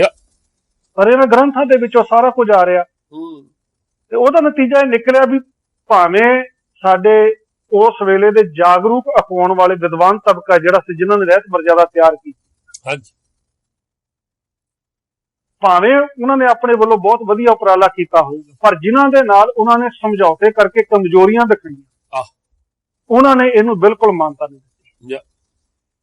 ਹਰੇਕ ਪ੍ਰਕਾਰ ਦੀ ਸਮੱਗਰੀ, ਉਸੇ ਤਰੀਕੇ ਦੇ ਕਰਮਕਾਂਡ, ਉਸੇ ਤਰੀਕੇ ਦੀਆਂ ਸਾਰੀਆਂ ਮਰਜ਼ਾਦਾਵਾਂ ਜੋ ਇੱਕ ਮੰਦਿਰ ਦੀਆਂ ਵਾ, ਉਹੀ ਮਰਜ਼ਾਦਾਵਾਂ ਉਹਨਾਂ ਦੇ ਅਸਥਾਨਾਂ ਦੇ ਉੱਤੇ, ਡੇਰਿਆਂ ਦੇ ਉੱਤੇ, ਸੰਪਰਦਾਵਾਂ ਦੇ ਵਿੱਚ, ਠਾਠਾਂ ਦੇ ਵਿੱਚ, ਟਕਸਾਲਾਂ ਦੇ ਵਿੱਚ ਉਸੇ ਤਰੀਕੇ ਦੇ ਨਾਲ ਚੱਲਦੇ, ਉਸੇ ਤਰੀਕੇ ਦੇ ਨਾਲ ਸਾਰੇ ਹਵਨ। ਔਰ ਪੂਰੀ ਬੇਸ਼ਰਮੀ ਨਾਲ ਕਹਿੰਦੇ ਆ, ਪੂਰੀ ਬੇਸ਼ਰਮੀ ਨਾਲ ਕਹਿੰਦੇ ਆ ਵੀ ਅਕਾਲ ਤਖਤ ਦੀ ਮਰਿਆਦਾ ਅਧੂਰੀ ਆ ਜੀ, ਸਾਡੇ ਵਾਲੀ ਮਰਿਆਦਾ ਪੂਰੀ ਆ। ਬਿਲਕੁਲ ਬਿਲਕੁਲ ਬਿਲਕੁਲ। ਔਰ ਬਸ ਫਰਕ ਸਿਰਫ ਇੰਨਾ ਆ ਕਿ ਮੰਦਿਰ ਦੇ ਵਿੱਚ ਪੱਥਰ ਦੀ ਮੂਰਤੀ ਆ, ਇੱਥੇ ਗੁਰੂ ਗ੍ਰੰਥ ਸਾਹਿਬ ਦਾ ਪ੍ਰਕਾਸ਼, ਤੇ ਕੁਝ ਥਾਵਾਂ ਦੇ ਉੱਤੇ ਤੇ ਗੁਰੂ ਗ੍ਰੰਥ ਸਾਹਿਬ ਦੇ ਨਾਲ ਹੋਰ ਕਈ ਗ੍ਰੰਥਾਂ ਦਾ ਵੀ ਪ੍ਰਕਾਸ਼ ਕੀਤਾ। ਜਿੱਦਾਂ ਮੰਦਿਰ ਦੇ ਵਿੱਚ ਵੱਡੇ ਭਗਵਾਨ ਦੇ ਨਾਲ ਛੋਟੇ ਭਗਵਾਨ ਵੀ ਰੱਖੇ ਹੁੰਦੇ ਨਾ, ਉਸੇ ਤਰੀਕੇ ਦੇ ਨਾਲ ਸਾਡੇ ਗੁਰਦੁਆਰਿਆਂ ਦੇ ਵਿੱਚ ਆ। ਔਰ ਸੰਤੋਖ ਸਿੰਘ ਦੀ ਇਹ ਸਾਰੀ ਦੇਣ ਹੈਗੀ। ਜਦੋਂ ਕਹਿੰਦੇ ਨੇ ਪੁਰਾਤਨ ਮਰਜ਼ਾਦਾ ਇੱਥੇ ਹੀ ਆ ਜਿਸ ਤਰੀਕੇ ਦੇ ਨਾਲ ਇਹਨਾਂ ਲਿਖੀ ਆ। ਔਰ ਉਹਨੂੰ ਇਹ ਮੰਨਦੇ ਆ ਵੀ ਬਾਬਾ ਦੀਪ ਸਿੰਘ ਤੋਂ ਇਹ ਸਾਰਾ ਸਿਲਸਿਲਾ ਤੁਰਿਆ ਆਉਂਦਾ। ਭਾਈ ਸੰਤੋਖ ਸਿੰਘ ਤੇ ਜਿਹੜੇ ਹੈਗੇ ਆ ਟਕਸਾਲ ਦੇ 5ਵੇਂ ਮੁਖੀ ਦੇ ਜਿਹੜੇ ਹੈਗੇ ਸ਼ਾਗਿਰਦ ਆ। ਹੁਣ ਇੱਥੇ ਉਹਨੇ ਪੰਕਤੀ ਲਿਖੀ ਵੀ ਜੇ ਤੱਕ ਗ੍ਰੰਥ ਅਦਾਇਬ ਰਾਖੇ ਤੇ ਤੱਕ ਹੀ ਫਲ ਪਾਵੇਂ ਗੋ ਧੂਪ ਤੁਖਾਏ ਕਸਾਏ ਕੈ ਚੰਦਰ ਕੇਸਰ ਕੋ ਅਰਚਾਵੇਂ। ਬਿਲਕੁਲ ਜਿਸ ਤਰੀਕੇ ਦੇ ਨਾਲ ਮੂਰਤੀ ਦੀ ਪੂਜਾ ਕੀਤੀ ਜਾ ਰਹੀ ਆ, ਮੂਰਤੀ ਦਾ ਸਤਿਕਾਰ ਕੀਤਾ ਜਾ ਰਿਹਾ, ਗੁਰੂ ਗ੍ਰੰਥ ਸਾਹਿਬ ਦੇ ਸਤਿਕਾਰ ਦਾ ਸਾਧਨ ਜਿਹੜਾ ਹੈਗਾ ਸੰਤੋਖ ਸਿੰਘ ਕਹਿੰਦਾ ਬਿਲਕੁਲ ਉਸੇ ਤਰੀਕੇ ਦਾ। ਔਰ ਸੰਤੋਖ ਸਿੰਘ ਕਹਿੰਦਾ ਵੀ ਇਹ ਬੋਲ ਜਿਹੜੇ ਹੈਗੇ ਆ ਇਹ ਗੁਰੂ ਅਰਜਨ ਦੇਵ ਜੀ ਨੇ। ਔਰ ਸਾਡੇ ਪ੍ਰਚਾਰਕ ਮਸਕੀਨ ਜੀ ਕਹਿੰਦੇ ਆ ਵੀ ਇਹ ਉਹ ਕਥਾ ਆ ਜਿਹੜੀ ਜਿੱਦਣ ਪ੍ਰਕਾਸ਼ ਹੋਇਆ ਉਦੋਂ ਗੁਰੂ ਅਰਜਨ ਦੇਵ ਜੀ ਨੇ ਹਰਿਮੰਦਰ ਸਾਹਿਬ ਦੇ ਵਿੱਚ, ਦਰਬਾਰ ਸਾਹਿਬ ਦੇ ਵਿੱਚ, ਉੱਥੋਂ ਹੀ ਰੀਤ ਚੱਲੀ ਹੋ ਜਦੋਂ ਹਰੇਕ ਬੰਦਾ ਆਪਣੀ ਗੱਲ ਕਹਿ ਕੇ ਕਹਿੰਦਾ ਵੀ ਗੁਰੂ ਸਾਹਿਬ ਕਹਿੰਦੇ ਆ ਏਦਾਂ। ਬਿਲਕੁਲ ਬਿਲਕੁਲ ਆਪਣੀ ਗੱਲ ਨੂੰ ਗੁਰੂ ਸਾਹਿਬ ਦੇ ਮੂੰਹ ਚ ਪਾਉਂਦਾ। ਫਿਰ ਹੁਣ ਅਗਾਂਹ ਹੋਰ ਇਹਨੇ ਲਿਖਿਆ ਕਿ ਕਾਰਜ ਹੋਏ ਸੰਪੂਰਨ ਵਾਂਛਿਤ ਪਾਠ ਕਰਾਂ ਕੇ ਕਰਾਵਹਿ। ਵੀ ਗੁਰੂ ਅਰਜਨ ਦੇਵ ਜੀ ਨੇ ਆਖਿਆ ਉਦੋਂ ਕਥਾ ਕੀਤੀ ਉੱਥੇ ਵੀ ਤੁਹਾਡਾ ਕੋਈ ਕਾਰਜ ਅਰ ਜਾਵੇ, ਉਹ ਕਾਰਜ ਸੰਪੂਰਨ ਹੋਊਗਾ ਜਾਂ ਗੁਰਬਾਣੀ ਦਾ ਪਾਠ ਕਰੋ ਤੇ ਜਾਂ ਪਾਠ ਕਰਵਾ ਲਓ। ਹੁਣ ਜਾਣੀ ਕਿ ਆਪਣਾ ਸਾਧਨ ਉੱਥੇ ਵੀ ਉਹਨੇ ਸ਼ੁਰੂ ਕਰ ਦਿੱਤਾ, ਪਾਠ ਕਰਵਾ ਲਓ। ਹੁਣ ਭਾਈ ਸਾਹਿਬ ਨੇ ਵੀ ਸ਼ਾਇਦ ਅੱਜ ਇੱਕ ਕੱਲ ਦੇ ਦਿਮਾਗ ਚੋਂ ਗੱਲ ਕਰਦੇ ਸੀ ਕਿ ਪਾਠ ਪੜ੍ਹਨਾ ਜਾਂ ਪਾਠ ਕਰਨਾ। ਇੱਕ ਇਹ ਵੀ ਦੇਖ ਲਿਓ ਜੀ ਤੁਸੀਂ, ਹੁਣ ਮੈਨੂੰ ਪਤਾ ਨਹੀਂ ਇਹ ਪ੍ਰਾਚੀਨ ਪੰਥ ਪ੍ਰਕਾਸ਼ ਕਿੰਨਾ ਕੁ ਪਹਿਲਾਂ ਲਿਖਿਆ ਗਿਆ ਉਹ ਤੋਂ, ਜਿਹੜੀ ਨਾ ਮਰਿਆਦਾ ਦਾ ਬਹੁਤ ਵੱਡਾ ਹਿੱਸਾ ਆ ਸਾਡਾ ਹੁਣ ਦਾ, ਉਹ ਸੰਤੋਖ ਸਿੰਘ ਦੇ ਰਾਹੀਂ ਹੀ ਆਇਆ। ਬਿਲਕੁਲ ਬਿਲਕੁਲ। ਕਾਰਨ ਇਹ ਵੀ ਸੰਤੋਖ ਸਿੰਘ ਵਾਲਾ ਗ੍ਰੰਥ ਮਹਾਰਾਜਾ ਰਣਜੀਤ ਸਿੰਘ ਦੇ ਰਾਜ ਦੇ ਆਖਰੀ ਦਿਨਾਂ ਚ ਲਿਖਿਆ ਗਿਆ, ਉਹਦੇ ਖਾਤਮੇ ਦੀ। ਔਰ ਦੂਸਰਾ ਇਹ ਹੈਗਾ ਹੁਣ 14 ਪੋਥੀਆਂ ਇਹਦੀਆਂ ਵੱਡੇ ਆਕਾਰ ਦੇ ਵਿੱਚ ਆ। ਔਰ ਤਕਰੀਬਨ ਹਰੇਕ ਗੁਰਸਥਾਨ ਦੇ ਉੱਤੇ ਇਹਦੀ ਕਥਾ ਜਿਹੜੀ ਹਰ ਰੋਜ਼ ਹੁੰਦੀ ਹੈ, ਲੋਕੀ ਸੁਣਦੇ ਇਹਨੂੰ। ਤੇ ਜੋ ਹੁਣ ਲੋਕੀ ਸੁਣਦੇ ਜਾਂਦੇ ਆ ਉਹਨਾਂ ਦੇ ਅੰਦਰ ਉਹੋ ਜਿਹੀ ਧਾਰਨਾ ਜਿਹੜੀ ਹੈਗੀ ਬਣਦੀ ਜਾਂਦੀ। ਬਿਲਕੁਲ, ਜਾਨੀ ਮਹਾਰਾਜਾ ਰਣਜੀਤ ਸਿੰਘ ਦੇ ਰਾਜ ਦੇ ਦੌਰਾਨ ਜਿਹੜਾ ਅੱਜ ਵਾਲਾ ਗੁਰਦੁਆਰੇ ਦਾ ਸਿਸਟਮ ਆ ਨਾ, ਇਹ ਪੂਰੇ ਦਾ ਪੂਰਾ ਏਦਾਂ ਪ੍ਰਕਾਸ਼ ਕਰਨਾ ਆ, ਏਦਾਂ ਪ੍ਰਸ਼ਾਦ ਭੇਟਾਇਆ, ਅਰਦਾਸ ਆ, ਉਹ ਸਾਰਾ ਕੁਝ ਜਿਹੜਾ ਆ ਉਹ ਪੁਜਾਰੀਆਂ ਮਹੰਤਾਂ ਦੇ ਰਾਹੀਂ ਲਾਗੂ ਹੋ ਚੁੱਕਾ ਹੋਣਾ। ਬਿਲਕੁਲ ਜਾ ਐਨ ਮੰਦਿਰ ਦੀ ਤਰਜ਼ ਦੇ ਉੱਤੇ ਜਿੱਦਾਂ ਮਸਜਿਦ ਦੇ ਵਿੱਚ ਉਹ ਕਰਦੇ ਸੀ, ਮੰਦਿਰਾਂ ਚ ਕਰਦੇ ਸੀ ਹਨਾ, ਇਹ ਥੋੜਾ ਜਿਹਾ ਸਾਈਆਂ ਨਾਲ ਮਿਲਦਾ ਰਲਮਾ ਮਿਲਮਾ ਜਿਹਾ ਇੱਕ ਉਹਨਾਂ ਦੀ ਸਲਾਹ ਨੇ ਇੱਕ ਵੱਖਰਾ ਜਿਹਾ ਕੁਛ ਕਰ ਦਿੱਤਾ ਇਹਨਾਂ ਲਈ। ਜੋ ਸੰਤੋਖ ਸਿੰਘ ਦੇਖਦਾ ਪਿਆ ਉਹ ਲਿਖਦਾ ਪਿਆ। ਹਾਜ਼ਰ ਨੇ ਗੱਲ ਕੀਤੀ, ਬਿਲਕੁਲ ਇਹੀ ਪੰਕਤੀ ਇਹਨੇ ਸੰਤੋਖ ਸਿੰਘ ਨੇ ਲਿਖੀ ਹੋਈ ਅੱਗੇ ਵੀ ਭੋਗ ਪੜੇ ਕਰਵਾਏ ਤਿਹਾਵਲ ਆਪ ਖੜੋ ਹੈ ਜਾਵੇ। ਬਸ ਭੋਗ ਪਊਗਾ ਕੜਾ ਕਰਕੇ ਤੁਸੀਂ ਅਰਦਾਸ ਕਰਨੀ ਆ ਤੇ ਗੁਰਬਾਣੀ ਦਾ ਪਾਠ ਕਰੋ ਜਾਂ ਕਰਵਾ। ਹੁਣ ਭਾਈ ਸਾਹਿਬ ਨੇ ਤਾਂ ਗੱਲ ਕੀਤੀ ਸੀ ਨਾ ਵੀ ਪਾਠ ਪੜ੍ਹਨਾ ਤਾਂ ਹੋ ਰਿਹਾ, ਪਾਠ ਕਰਨ ਦਾ ਅਸਲੀ ਮਤਲਬ ਤੇ ਇਹ ਆ ਵੀ ਜੋ ਲਿਖਿਆ ਹੋਇਆ ਕਰਕੇ ਦਿਖਾਓ ਜ਼ਿੰਦਗੀ ਬਸ। ਪਰ ਹੁਣ ਇੱਥੇ ਸੰਤੋਖ ਸਿੰਘ ਦਾ ਉਹ ਮਤਲਬ ਨਹੀਂ ਹੈਗਾ, ਨਹੀਂ ਇੱਥੇ ਸਿਰਫ ਉਹ ਗਿਣਤੀ ਦੇ ਤੁਸੀਂ ਸ਼ਾਇਦ ਇੱਕ ਕਲਿੱਪ ਹੁਣ ਸੁਣਿਆ ਹੋਣਾ ਫੇਸਬੁੱਕ ਤੇ ਹੋਗੇ ਚਾਲੂ ਕਿ ਅਜੇ ਹੋਏ ਨਹੀਂ ਮੇਰਾ ਖਿਆਲ, ਤੁਸੀਂ ਕੀਤੀ ਨਹੀਂ ਹੈ ਜੀ, ਸ਼ਾਇਦ ਦੇਖਿਆ ਹੋਵੇ ਕਿਤੇ। ਉਹ ਹਰਨਾਮ ਸਿੰਘ ਧੁੰਮੇ ਦਾ ਇੱਕ ਕਲਿੱਪ ਆ, ਉਹ ਮੈਨੂੰ ਡਿਟੇਲ ਤਾਂ ਨਹੀਂ ਉਹਦੀ ਯਾਦ, ਸ਼ਾਇਦ ਹੋਵੇ ਪੁਰਾਣਾ ਕਿਤੇ, ਪਰ ਮੈਂ ਹੁਣ ਪਿਛਲੇ 2-3 ਦਿਨਾਂ ਪਹਿਲਾਂ ਦੇਖਿਆ ਜਿੱਦਾਂ ਉਹ। ਠੀਕ ਹੈ ਜੀ। ਪਹਿਲਾਂ ਤਾਂ ਮੇਰਾ ਇਰਾਦਾ ਸੀ ਆਪਾਂ ਚਲਾ ਲੈਂਦੇ ਇੱਥੇ, ਪਰ ਚਲੋ ਉਹਦੇ ਵਿੱਚ ਵੀ ਉਹ ਜਿੰਨੇ ਟਕਸਾਲ ਦੇ ਮੁਖੀ ਹੋਏ ਨਾ ਪਹਿਲੇ, ਹਾਂਜੀ, ਉਹਨਾਂ ਦੀ ਵਡਿਆਈ ਦੇ ਵਿੱਚ ਇਹੀ ਗੱਲ ਕਰਦਾ ਪਿਆ ਵੀ ਗੁਰਬਾਣੀ ਦੇ ਪਾਠ ਬਹੁਤ ਕਰਦੇ। ਹੁਣ ਇੱਕ ਪਤਾ ਨਹੀਂ ਵੀ 100 ਪਾਠਾਂ ਤੋਂ ਥੱਲੇ ਤਾਂ ਪਾਠ ਨੂੰ ਕੋਈ ਅਹਿਮੀਅਤ ਦਿੰਦੇ ਨਹੀਂ। ਘੱਟੋ ਘੱਟ 100 ਪਾਠ ਤਾਂ ਜਪਜੀ ਸਾਹਿਬ ਦਾ ਹਰੇਕ ਨੂੰ ਕਰਨਾ ਚਾਹੀਦਾ, ਜਿਹਦੀ ਇਹਨਾਂ ਦੀ ਵਡਿਆਈ ਕਰਨ, ਜਿਹੜਾ ਵੀ ਟਕਸਾਲ ਦੇ ਮੁਖੀ ਦੀ ਵਡਿਆਈ ਕਰਨ। ਉਹ ਕਹਿੰਦਾ ਵੀ ਬਾਬਾ ਦੀਪ ਸਿੰਘ 110 ਜਪਜੀ ਸਾਹਿਬ ਦੇ ਪਾਠ ਹਰ ਰੋਜ਼ ਕਰਦੇ ਹੁੰਦੇ ਸੀ। ਇਹੋ ਗੱਲ ਬਾਬਾ ਜਰਨੈਲ ਸਿੰਘ ਭਿੰਡਰਾਂਵਾਲੇ ਦੇ ਸੰਬੰਧ ਵਿੱਚ ਆਖੀ ਜਾਂਦੀ ਟਕਸਾਲ ਦੇ ਮੁਖੀਆਂ ਦੇ ਸੰਬੰਧ। ਉਹ ਕਹਿੰਦਾ ਵੀ ਕੋਈ ਪੁੱਛਦੇ ਆ ਜੀ ਦੇਖੋ ਜੀ ਜੇ 15 ਮਿੰਟ ਇੱਕ ਜਪਜੀ ਸਾਹਿਬ ਦੇ ਪਾਠ ਨੂੰ ਲੱਗਦੇ ਹੋਣ ਤੇ 24 ਘੰਟਿਆਂ ਦੇ ਵਿੱਚ ਤਾਂ 96 ਪਾਠ ਹੀ ਹੁੰਦੇ ਆ ਦਿਨ ਰਾਤ ਦੇ ਵਿੱਚ। ਜੇ 15 ਮਿੰਟ ਲੱਗਦੇ ਹੋਣ ਤੇ ਉਹ 110 ਪਾਠ ਕਿੱਦਾਂ ਕਰਦੇ ਹੋਣਗੇ? ਫੇਰ ਬਾਕੀ ਬਾਣੀ ਵੀ ਪੜ੍ਹਦੇ, ਨਿਤਨੇਮ ਵੀ ਕਰਦੇ ਸੀਗੇ, ਪੋਥੀਆਂ ਵੀ ਲਿਖਦੇ ਹੋਣਗੇ। ਉਹ ਫੇਰ ਉਹ ਅਵਸਥਾ ਦੱਸਦੇ ਆ ਉਹ ਖਨੀ ਕਿਹੜੇ ਮੁਖੀ ਦੀ ਗੱਲ ਕਰਦੇ, ਖਨੀ ਸੰਤ ਕਰਤਾਰ ਸਿੰਘ ਦੀ ਗੱਲ ਕਰਦੇ ਆ ਵੀ ਉਹ 2.5 ਮਿੰਟ ਚ ਕਹਿੰਦੇ ਜਪਜੀ ਸਾਹਿਬ ਦਾ ਪਾਠ ਕਰ ਦਿੰਦੇ। ਬੱਲੇ ਬੱਲੇ ਬੱਲੇ। ਇਹ ਖਨੀ ਕਿਸੇ ਦਾ ਕਹਿੰਦੇ 17-18 ਮਿੰਟ ਚ ਸੁਖਮਨੀ ਸਾਹਿਬ ਦਾ ਪਾਠ ਕਰ ਦਿੰਦੇ। ਜੇ ਹੁਣ ਅਸੀਂ ਕਹੀਏ ਸਾਡੀ ਅਵਸਥਾ ਜ਼ਿਆਦਾ ਹੋਈ ਉਹ ਅਸੀਂ 5 ਸੈਕਿੰਡ ਚ ਕਰ ਦਈਦਾ ਅਸੀਂ। ਚੱਲ ਹੋ ਗਿਆ। ਆਹ ਅਵਸਥਾ ਦੀ ਗੱਲ ਹੀ ਆ। ਨਹੀਂ ਮੇਰੇ ਕਹਿਣ ਦਾ ਮਤਲਬ ਜਾਣ ਬੁੱਝ ਕੇ ਅਸੀਂ ਉਹਨਾਂ ਜੇ ਉਹ ਸਾਡੇ ਜਿੱਦਾਂ ਹੁਣ ਤੁਸੀਂ ਬਾਰ-ਬਾਰ ਗੱਲ ਕਰਦੇ ਵੀ ਆ ਕਿ ਬਾਬਾ ਜਰਨੈਲ ਸਿੰਘ ਦੀ ਤੁਸੀਂ ਗੱਲ ਕੀਤੀ ਆ ਵੀ ਜਦੋਂ ਇਹੋ ਜਿਹੀਆਂ ਕਹਾਣੀਆਂ ਤੁਸੀਂ ਲੋਕਾਂ ਦੇ ਸਾਹਮਣੇ ਰੱਖਣੀਆਂ ਜਿਨ੍ਹਾਂ ਦੀ ਸੈਂਸ ਹੀ ਕੋਈ ਨਹੀਂ ਬਣਦੀ, ਉਹ ਚਾਹੇ ਤੁਸੀਂ ਕਹਾਣੀਆਂ ਜਿਹਦੇ ਨਾਲ ਵੀ ਜੋੜੋਗੇ ਉਹਦੀ ਵਡਿਆਈ ਨਹੀਂ ਹੋਊਗੀ ਆਉਣ ਵਾਲੇ ਸਮੇਂ ਦੇ। ਪਿਛਲੀ ਸਦੀ ਦੇ ਵਿੱਚ ਉਹ ਕੰਮ ਚੱਲ ਗਿਆ ਲੋਕੀ ਇਸ ਗੱਲ ਨੂੰ ਮੰਨਦੇ ਸੀ ਕਿ ਜਿਹੜਾ ਜ਼ਿਆਦਾ ਪਾਠ ਕਰਦਾ ਉਹ ਜ਼ਿਆਦਾ ਮਹਾਨ ਹੋਊ। ਆਉਣ ਵਾਲੇ ਸਮੇਂ ਦੇ ਵਿੱਚ ਇਸ ਗੱਲ ਦੀ ਕੋਈ ਵਡਿਆਈ ਨਹੀਂ ਰਹਿਣੀ, ਕੋਈ ਮਹਾਨਤਾ ਨਹੀਂ ਰਹਿਣੀ। ਵੀ ਹੁਣ ਲਿਖਿਆ ਹੋਇਆ ਵੀ ਸੋਚਿਆ ਸੋਚ ਮੈਂ ਹੋਵੇ ਜੇ ਸੋਚੀ ਲੱਖ ਵਾਰ, ਵੀ ਨਹਾਉਣ ਨਾਲ ਕੁਛ ਨਹੀਂ ਹੋਣਾ। ਹੁਣ ਇਹਨਾਂ ਕੀ ਫਰਕ ਪੈਂਦਾ, ਕੋਈ ਆਖੇ ਮੈਂ ਇਸੇ ਗੱਲ ਨੂੰ ਲੱਖ ਵਾਰੀ ਪੜ੍ਹਨਾ, ਲੱਖ ਵਾਰੀ ਗੱਲ ਆਖਣੀ ਆ ਵੀ ਨਹਾਉਣ ਦੇ ਨਾਲ ਕੁਛ ਨਹੀਂ ਹੋਣਾ, ਤਾਂ ਨਹਾਉਣਾ ਫਿਰ ਜਾ ਕੇ ਜਾਨੀ ਲੱਖ ਵਾਰੀ ਪੜ੍ਹ ਕੇ ਫੇਰ ਕਹਿਣਾ ਵੀ ਸਾਧ ਸੰਗਤ ਜੀ ਇੱਥੇ ਨਹਾਉਣ ਨਾਲ ਸਾਰਾ ਕੁਛ ਮਿਲ ਜਾਂਦਾ ਜੀ। ਆਪਾਂ ਪਿਛਲੇ ਦਿਨ ਕੀਤੀ ਸੀ ਨਾ ਬੌਲੀ ਦੀ ਗੱਲ, ਤਾਂ ਮੇਰਾ ਇੱਕ ਮਿੱਤਰ ਆ ਟਰੱਕ ਚਲਾਉਂਦਾ, ਤੇ ਉਹਨਾਂ ਗੱਲ ਚੱਲੀ ਤਾਂ ਉਹ ਕਹਿੰਦਾ ਵੀ ਮੈਨੂੰ ਉਹਨੇ ਜਦੋਂ ਗੱਲ ਕੀਤੀ ਨਾ ਮੇਰੇ ਨਾਲ ਤੇ ਮੇਰੇ ਦਿਮਾਗ 'ਚ ਸ਼ਾਇਦ ਹੋ ਸਕਦਾ ਕੰਮ ਸ਼ੁਰੂ ਹੋ ਚੁੱਕਿਆ ਹੋ।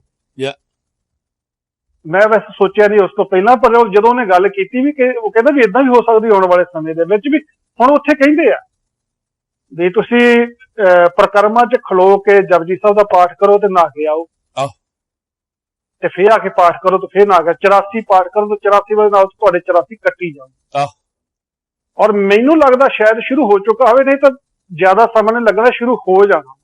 ਵੀ ਤੁਸੀਂ ਪੈਸੇ ਦੇ ਦਿਓ, ਤੁਹਾਡੀ ਜਗ੍ਹਾ ਤੇ ਕੋਈ ਪਾਠ ਕਰਕੇ ਨਾ ਆਊਗਾ 84 ਕੱਟੀ ਜਾਊ, ਤੁਹਾਡੀ ਜਗ੍ਹਾ ਤੇ 84 ਕੋ ਹੋਰ ਕੱਟ ਦਿਆ ਕਰੂਗਾ। ਤੁਸੀਂ ਉੱਥੇ ਪੈਸੇ ਜਮ੍ਹਾਂ ਕਰਾਉਣੇ ਆ, ਤੁਹਾਡੀ ਜਗ੍ਹਾ ਤੇ ਪਾਠੀ ਲਾ ਦੇਣਾ ਉਹਨਾਂ ਨੇ, ਜਿਹੜਾ ਪੌੜੀਆਂ ਤੇ ਬਹਿ ਕੇ ਪਾਠ ਕਰੂਗਾ, ਥੱਲੇ ਜਾ ਕੇ ਨਹਾ ਕੇ ਆਊਗਾ, ਫਿਰ ਦੂਜਾ ਪਾਠ ਕਰੂਗਾ, ਫਿਰ ਨਹਾ ਕੇ ਆਊਗਾ। 84 ਪਾਠ 84 ਵਾਰੀ ਨਹਾ ਕੇ ਤੁਹਾਡੇ ਨਾਂ ਤੇ ਅਰਦਾਸ ਕਰ। ਉਹ ਨਾਲੇ ਹੁਣ 2.5 ਜਿਹਨਾਂ ਦੀ ਅਵਸਥਾ ਉਹ ਤਾਂ 2.5 ਮਿੰਟ ਚ ਹੀ ਕਰ ਲੈਂਦੇ ਆ। ਬਿਲਕੁਲ ਬਿਲਕੁਲ। ਆਹੋ ਜਿਨ੍ਹਾਂ ਨੇ ਹੁਣ ਪਤਾ ਨਹੀਂ ਕਿੰਨੀਆਂ ਦੀਆਂ 84 ਕੱਟਣੀਆਂ ਉਹਨਾਂ ਨੇ। ਆਹੋ ਉਹ ਤਾਂ 2.5 ਮਿੰਟ ਚ ਪਾਠ ਕਰੀ ਜਾਣਾ, ਬਾਕੀ ਨਹਾਉਣ ਨੂੰ ਕੀ ਆ, ਉਹ ਤਾਂ ਮਿੰਟੋ ਮਿੰਟ ਹੀ। ਆਹੋ ਕਿਉਂਕਿ ਜਿਸ ਵੇਲੇ ਪੁਜਾਰੀ ਨੇ ਕੰਮ ਕਰਨਾ ਨਾ, ਉਹਨੇ ਫਿਰ ਆਪਣੇ ਵਾਸਤੇ ਰਾਹ ਲੱਭ ਲੈਣੇ ਆ, ਹੁਣ ਸੁਵਿਧਾ ਕਰ ਲੈਣੀ ਆ। ਨਾਲੇ ਹੁਣ ਤਾਂ ਕਹਿੰਦੇ ਭਈ ਨਹਾਉਣ ਦਾ ਜਿਹੜਾ ਕੰਮ ਆ, ਵੀ ਇਦਾਂ ਆ ਵੀ ਦੇਖੋ ਜੀ 3 ਘੰਟੇ ਲਗਾਤਾਰ ਪਾਣੀ ਚ ਬਹਿ ਲੈਣਾ ਉਹਨੇ, ਨਹੀਂ ਹੋਰ ਕਰ ਲੂਗਾ, ਥੱਲੇ ਪਾਣੀ ਦੀ ਬਾਲਟੀ ਭਰ ਕੇ ਲੈ ਆਊਗਾ, ਹਰੇਕ ਵਾਰੀ ਨਹਾ ਕੇ ਮਤਲਬ ਭਰ ਕੇ ਉੱਤੇ ਏਦਾਂ ਕੀ ਕਹਿੰਦੇ ਤਰੋਂਕ ਲਊਗਾ ਪਾਣੀ ਉੱਤੇ ਨਾ ਆਪਣੇ, ਜਾ ਕੇ ਗਰਮੀ ਉੱਤੇ ਪਾ ਲੂਗਾ, ਫਿਰ ਉੱਥੇ ਬਹਿ ਜਾਊਗਾ। ਤੇ ਉਹ ਫਿਰ 2.5 ਮਿੰਟ ਵਿੱਚ ਪਾਠ ਹੋਣੇ, ਪਤਾ ਨਹੀਂ ਦਿਹਾੜੀ ਚ ਕਿੰਨੇ ਦੀ 84। ਕਿਉਂਕਿ ਜੋ ਕੁਝ ਵੀ ਇਹਦੇ ਵਿੱਚ ਕੋਈ ਸ਼ੱਕ ਨਹੀਂ, ਅਸੀਂ ਇਹਨੂੰ ਕਹਿਣ ਦੇ ਵਿੱਚ ਭਾਵੇਂ ਸ਼ਰਮ ਮਹਿਸੂਸ ਕਰੀਏ, ਪਰ ਸੱਚਾਈ ਇਹੀ ਜਿਹੜਾ ਉਹ ਗੁਰੂ ਸਾਹਿਬ ਨੇ ਆਖੀ ਸੀ ਨਾ ਵੀ ਇੱਕ ਸੈਕਿੰਡ ਹੈ ਬਈ, ਜਦੋਂ ਤਰੱਕੀ ਕਰ ਗਿਆ ਪੁਜਾਰੀ, ਫਿਰ ਉਹਨੂੰ ਕਿਹਾ ਕਰਨਾ ਜੀ ਵੀ ਸਾਡੇ ਕੋਲ ਜਦੋਂ ਲੋਕਡਾਊਨ ਹੋਇਆ ਪਿੱਛੇ ਵੀ 4-5 ਮਹੀਨੇ ਸਾਡੇ ਗ੍ਰੰਥੀ ਵਿਹਲੇ ਸੀ, ਤੇ ਅਸੀਂ 50 ਦੀਆਂ ਕੱਟ ਕੇ ਬੈਠੇ ਆ, ਪਹਿਲਾਂ ਰੱਖੀਆਂ ਕੱਟ ਕੇ, ਤੁਸੀਂ ਕੱਟੀਆਂ ਕਟਾਈਆਂ ਲੈਣੀਆਂ ਤਾਂ ਲੈ ਲਓ। ਕਿਉਂਕਿ ਡਰੇ ਹੋਏ ਲੋਕਾਂ ਨੇ ਸਿਰਫ ਤਸੱਲੀ ਭਾਲਦੇ ਆ, ਸਿਰਫ ਤਸੱਲੀ ਭਾਲਦੇ, ਇਹਦੇ ਤੋਂ ਇਲਾਵਾ ਹੋਰ ਕੁਛ ਨਹੀਂ ਹੈਗਾ। ਪਰ ਦੂਸਰੇ ਪਾਸੇ ਇਹਦੇ ਵਿੱਚ ਕੋਈ ਸ਼ੱਕ ਨਹੀਂ, ਸਾਡੇ ਜਿੰਨੇ ਵੀ ਬਹੁਤਾਤ ਦੇ ਵਿੱਚ ਸਥਾਨ ਜਿਹੜੇ ਹੈਗੇ ਆ, ਸਿਰਫ ਕਮਾਈ ਦਾ ਸਾਧਨ ਆ, ਪੁਜਾਰੀ ਦੇ ਅੱਡੇ ਆ, ਇਹਦੇ ਤੋਂ ਵੱਧ ਕੇ ਹੋਰ ਕੁਛ ਨਹੀਂ ਜੀ। ਮੈਨੂੰ ਹੁਣ ਗੱਲ ਵਿੱਚੋਂ ਯਾਦ ਹੋਰ ਆ ਗਈ ਆ, ਮੈਂ 2005 ਦੀ ਗੱਲ ਹੈ ਸ਼ਾਇਦ, ਅਸੀਂ ਉਹ ਸਾਲ ਇੰਡੀਆ ਜਾ ਕੇ ਰਹੇ ਆ। ਹਾਂਜੀ। ਤੇ ਜਿਹੜੇ ਸਰੋਤੇ ਸੁਣਦੇ ਸ਼ਾਇਦ ਕਈ ਦੇ ਨਾਲ ਇਹੋ ਜਿਹੀ ਘਟਨਾ ਘਟੀ ਹੋਵੇ, ਉਹ ਮੈਂ ਕਈ ਵਾਰੀ ਉਹ ਯਾਦ ਕਰਦਾ ਹੁੰਦਾ ਗੱਲ ਜਿੱਦਾਂ, ਪਰ ਹੁਣ ਤਾਂ ਗੱਲ ਖੈਰ ਸਮਝ ਵਿੱਚ ਆਉਂਦੀ ਆ ਵੀ ਉਹ ਲੋਕਾਂ ਵਾਸਤੇ ਹੀ ਆ, ਉਹ ਵਡਿਆਈ ਦੇ ਅਸਥਾਨ ਜਿਹੜੇ ਹੈਗੇ ਆ। ਇਹ ਗੋਇੰਦਵਾਲ ਅਸੀਂ ਗਏ ਤੇ ਉੱਥੇ ਪ੍ਰਸ਼ਾਦ ਕਰਾਇਆ 100 ਰੁਪਏ ਦਾ, ਜਿੱਦਾਂ ਉਹ ਦਿੰਦੇ ਥਾਲੀ ਜਿਹਦੇ ਵਿੱਚ ਨਾ 100 ਦਾ ਥਾਲੀ ਦਸੰਗ ਦਾ ਹੋਵੇ, 5 ਦਾ ਹੋਵੇ, ਤੇ ਫਿਰ ਡੂਨੇ ਜਿਹੇ ਦੇ ਦਿੰਦੇ ਹੁੰਦੇ ਆ ਨਾ, ਉਹ ਦੇ ਕੇ ਵਿੱਚੇ ਉਹਦੇ ਰਸੀਦਾਂ ਪਾਉਣ ਦਿੰਦੇ ਹੁੰਦੇ, ਉਹ ਘੇ ਨਾਲ ਲਿਬੜ ਜਾਂਦੀ, ਬੰਦਾ ਚੱਕ ਕੇ ਤੇ ਉਹ ਘਰ ਵਿੱਚ ਸੁੱਟ ਦਿੰਦਾ। ਉਹਨੇ 10-10 ਦੀਆਂ ਕੱਟ ਕੇ ਰਸੀਦਾਂ ਵਿੱਚ ਪਾਉਣ ਦਿੱਤੀ। ਉਹ ਮੈਂ ਸੁੱਟਣ ਲੱਗੇ ਨੇ ਗਿਣੀਆਂ ਤਾਂ 8 ਨਿਕਲੀਆਂ। ਉੱਥੇ ਵੀ ਖਾ ਗਿਆ ਜਾਣੀ ਉਹ ਹੁਣ ਉੱਥੇ ਬੈਠਾ ਹੋਇਆ ਵਾ, ਤੁਹਾਡੀ 84 ਕੱਟੀ ਜਾ ਰਹੀ ਆ। ਉਹ ਗੋਛੂ ਗੋਛੂ ਕਰਕੇ ਪ੍ਰਸ਼ਾਦ ਦੇ ਵਿੱਚ ਤੁੰਨ ਦਿੱਤੀਆਂ ਜਦੋਂ ਅਰਥਾਂ ਦੇ ਆਏ ਵੀ ਕਿਹੜੀਆਂ ਕਿਸੇ ਨੇ ਉੱਥੇ ਨਿਚੜੀਆਂ, ਕਿਹਨੇ ਗਿਣਨੀਆਂ। ਹੁਣ ਮੈਂ ਤਾਂ ਹੁਣ ਉਸੇ ਧੰਦੇ ਵਿੱਚੋਂ ਤਾਂ ਗਏ ਹੋਏ ਆ, ਗੁਰਦੁਆਰਿਆਂ ਦੇ ਵਿੱਚੋਂ ਤਾਂ ਗਏ, ਦੇਖਦੇ ਪਏ ਚੱਲਦਾ ਕੀ ਪਿਆ ਗੁਰਦੁਆਰਿਆਂ ਦੇ ਵਿੱਚ।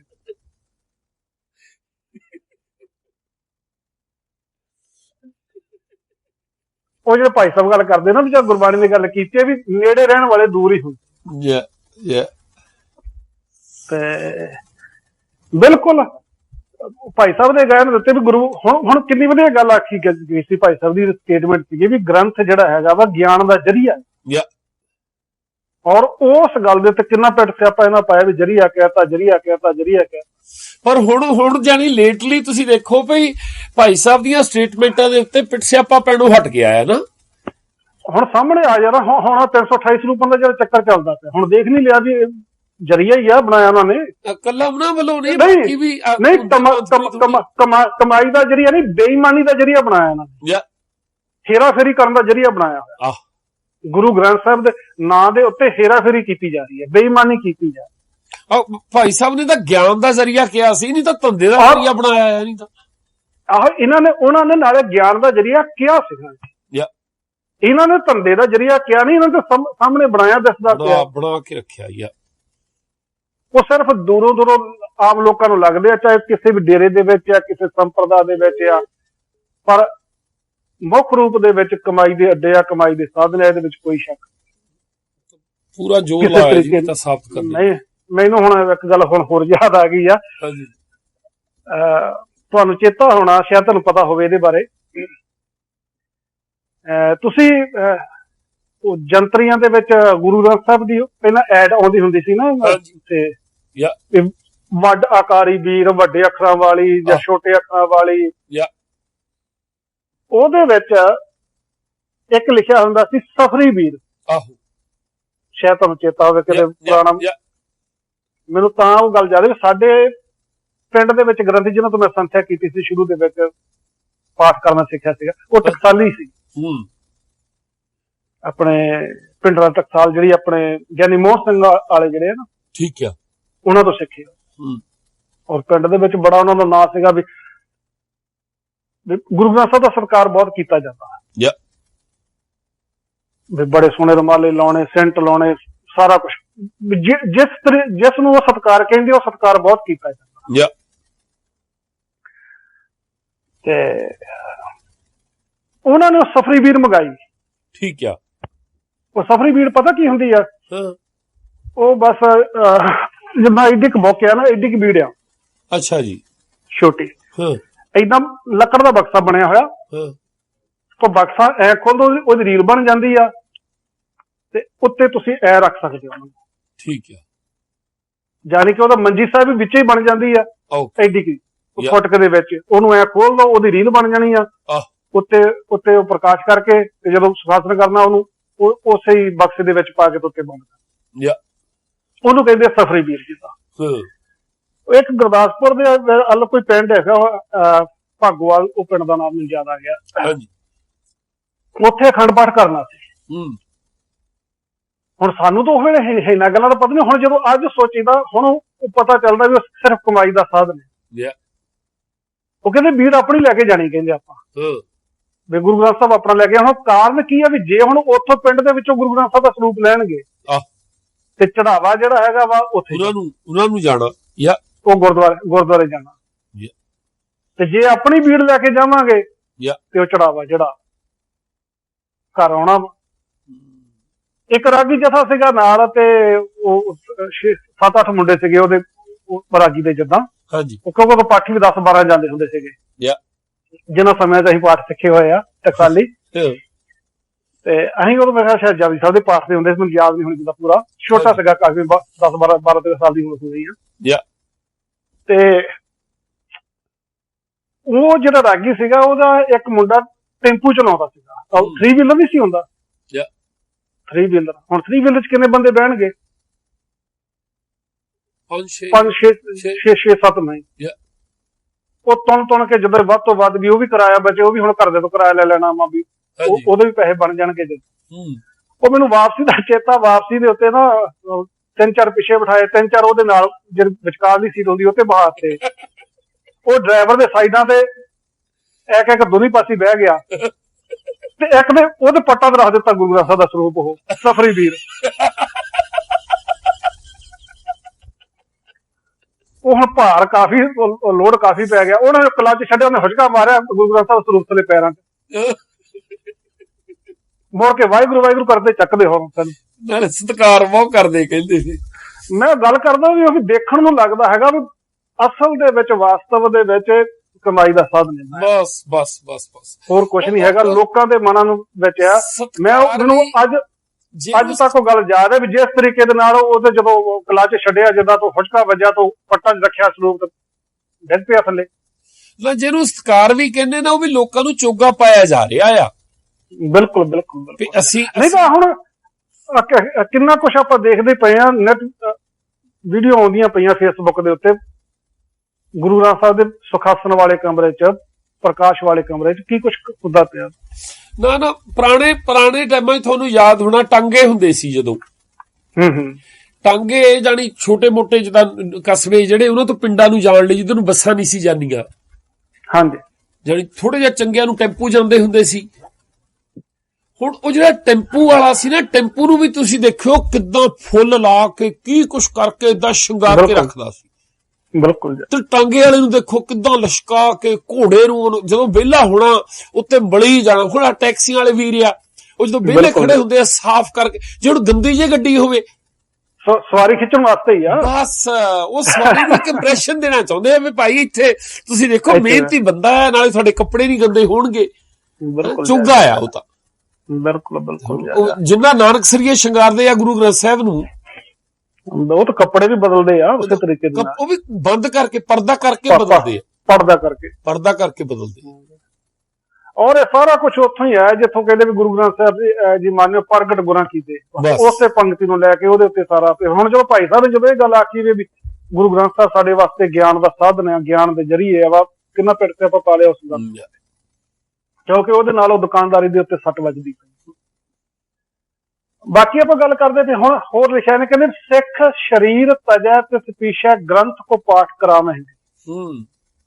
ਜਦੋਂ ਸਿੱਖ ਸ਼ਰੀਰ ਛੱਡ ਜਾਂਦਾ ਵਾ, ਗ੍ਰੰਥ ਦਾ ਪਾਠ ਕਰਵਾਉਣਾ। ਇੱਥੋਂ ਹੀ ਸਾਰਾ ਕੁਝ ਇੱਥੋਂ ਹੀ ਆਇਆ ਜੀ ਬਸ। ਔਰ ਇਹ ਆਖਿਆ ਜਾ ਰਿਹਾ ਵੀ ਜਦੋਂ ਪਹਿਲੇ ਦਿਨ ਗੁਰੂ ਅਰਜਨ ਦੇਵ ਜੀ ਨੇ ਹਰਿਮੰਦਰ ਸਾਹਿਬ ਕਥਾ ਕੀਤੀ, ਮਸਕੀਨ ਜੀ ਕਹਿੰਦੇ ਇੱਕ ਵਾਰੀ ਕਥਾ ਹੋਈ ਦਰਬਾਰ ਸਾਹਿਬ ਦੇ ਵਿੱਚ, ਔਰ ਜਿਹੜੀ ਉਹ ਕਥਾ ਹੋਈ ਉਹਦੇ ਵਿੱਚ ਗੁਰੂ ਅਰਜਨ ਦੇਵ ਜੀ ਨੇ ਆਹ ਗੱਲ ਕਹੀ। ਤੁਸੀਂ ਬ੍ਰਾਹਮਣ ਨੂੰ ਦੇਖੋ, ਜਿਹੜੀਆਂ ਉਹਦੀਆਂ ਪੂਜਾ ਆ, ਹਨਾ, ਵੀ ਜਦੋਂ ਬੱਚਾ ਜੰਮਿਆ ਆ, ਹਨਾ, ਉਹ ਮੁੜ ਕੇ ਜਦੋਂ ਔਰਤ ਘਰ ਬੱਚੇ ਨੂੰ ਲੈ ਕੇ ਘਰੇ ਆਉਂਦੀ ਆ, ਮੁੜ ਕੇ 13 ਦਿਨ ਬਾਅਦ, ਏਦਾਂ ਇੰਨੇ ਦਿਨ ਬਾਅਦ, ਹਨਾ, ਉਹ ਤੋਂ ਪਹਿਲਾਂ ਵੀ ਗੋਦ ਭਰਾਈ ਹੋਣੀ ਆ, ਆਹ ਹੋਣਾ ਏਦਾਂ।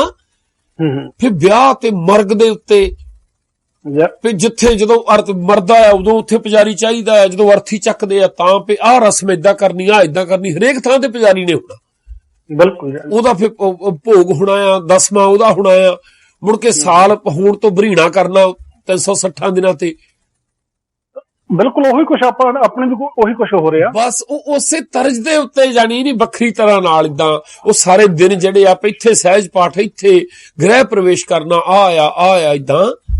ਬਿਲਕੁਲ। ਇੱਥੇ ਹੁਣ ਜਿਹਦਾ ਸਾਲ ਪੂਰਾ ਹੋਣ ਤੋਂ ਪਹਿਲਾਂ ਕਹਿੰਦੇ ਦੁਬਾਰਾ ਫੇਰ ਪਾਠ ਕਰਾਓ, ਬੰਦਾ ਪਹੁੰਚਣ ਵਾਲਾ ਪੈਂਦਾ। ਹੁਣ ਉਹ ਸਾਰਾ ਕੁਛ ਇਹਨੇ ਇਹੋ ਹੀ ਲਿਖਿਆ ਵੀ ਸਿੱਖ ਸ਼ਰੀਰ ਤਜੈ ਤਿਸ ਪੀਛੈ ਗ੍ਰੰਥ ਕੋ ਪਾਠ ਕਰਾਵਹਿਗੋ, ਕੋਸ਼ਿਸ਼ ਕੋ ਅਰਪੈ ਤਾਂ ਪਾਠਕ ਭੋਜਨ ਚਾਰ ਖਿਲਾਵੋਗੇ। ਜਿਹੜੇ ਪਾਠੀ ਆ ਉਹਨਾਂ ਨੂੰ ਵਧੀਆ ਵਸਤਰ ਦਿਓ, ਉਹਨਾਂ ਨੂੰ ਵਧੀਆ ਖਾਣੇ ਖਵਾਓ, ਔਰ ਜਥਾ ਸ਼ਕਤੀ ਤੇ ਸੇਵੇ ਲਿਆਏ ਕੜਾਹ ਵਰਤਾਵੇ ਕੋ ਕੜਾਹ ਪ੍ਰਸ਼ਾਦ ਵਰਤਾਓ, ਤੇ ਉਹਨਾਂ ਦੀ ਜਥਾ ਸ਼ਕਤੀ ਸੇਵਾ ਕਰੋ। ਕਹਿੰਦਾ ਵੀ ਸੋ ਸਿੱਖ ਹੋਏ ਸੁਖੇਨ ਮਹਾ ਪਰਲੋਕ ਵਿਖੇ ਹਰ ਖਾਵੇਂ। ਉਹਨੂੰ ਪਰਲੋਕ ਦੇ ਵਿੱਚ ਬੜਾ ਫਿਰ ਸੁੱਖ ਮਿਲੇ, ਜਿਹਦੇ ਮਰਨ ਤੋਂ ਬਾਅਦ ਪਾਠ ਕਰਵਾਇਆ ਜਾਊਗਾ, ਜਿਹਦੇ ਮਰਨ ਤੋਂ ਬਾਅਦ ਪਾਠੀਆਂ ਨੂੰ ਜਿਹੜੇ ਹੈਗੇ ਵਸਤਰ ਦਿੱਤੇ ਜਾਣਗੇ, ਭੋਜਨ ਖਵਾਇਆ ਜਾਊਗਾ, ਉਹਨਾਂ ਨੂੰ ਮਾਇਆ ਦਿੱਤੀ ਜਾਊਗੀ, ਕੜਾਹ ਵਰਤਾਇਆ ਜਾਊਗਾ।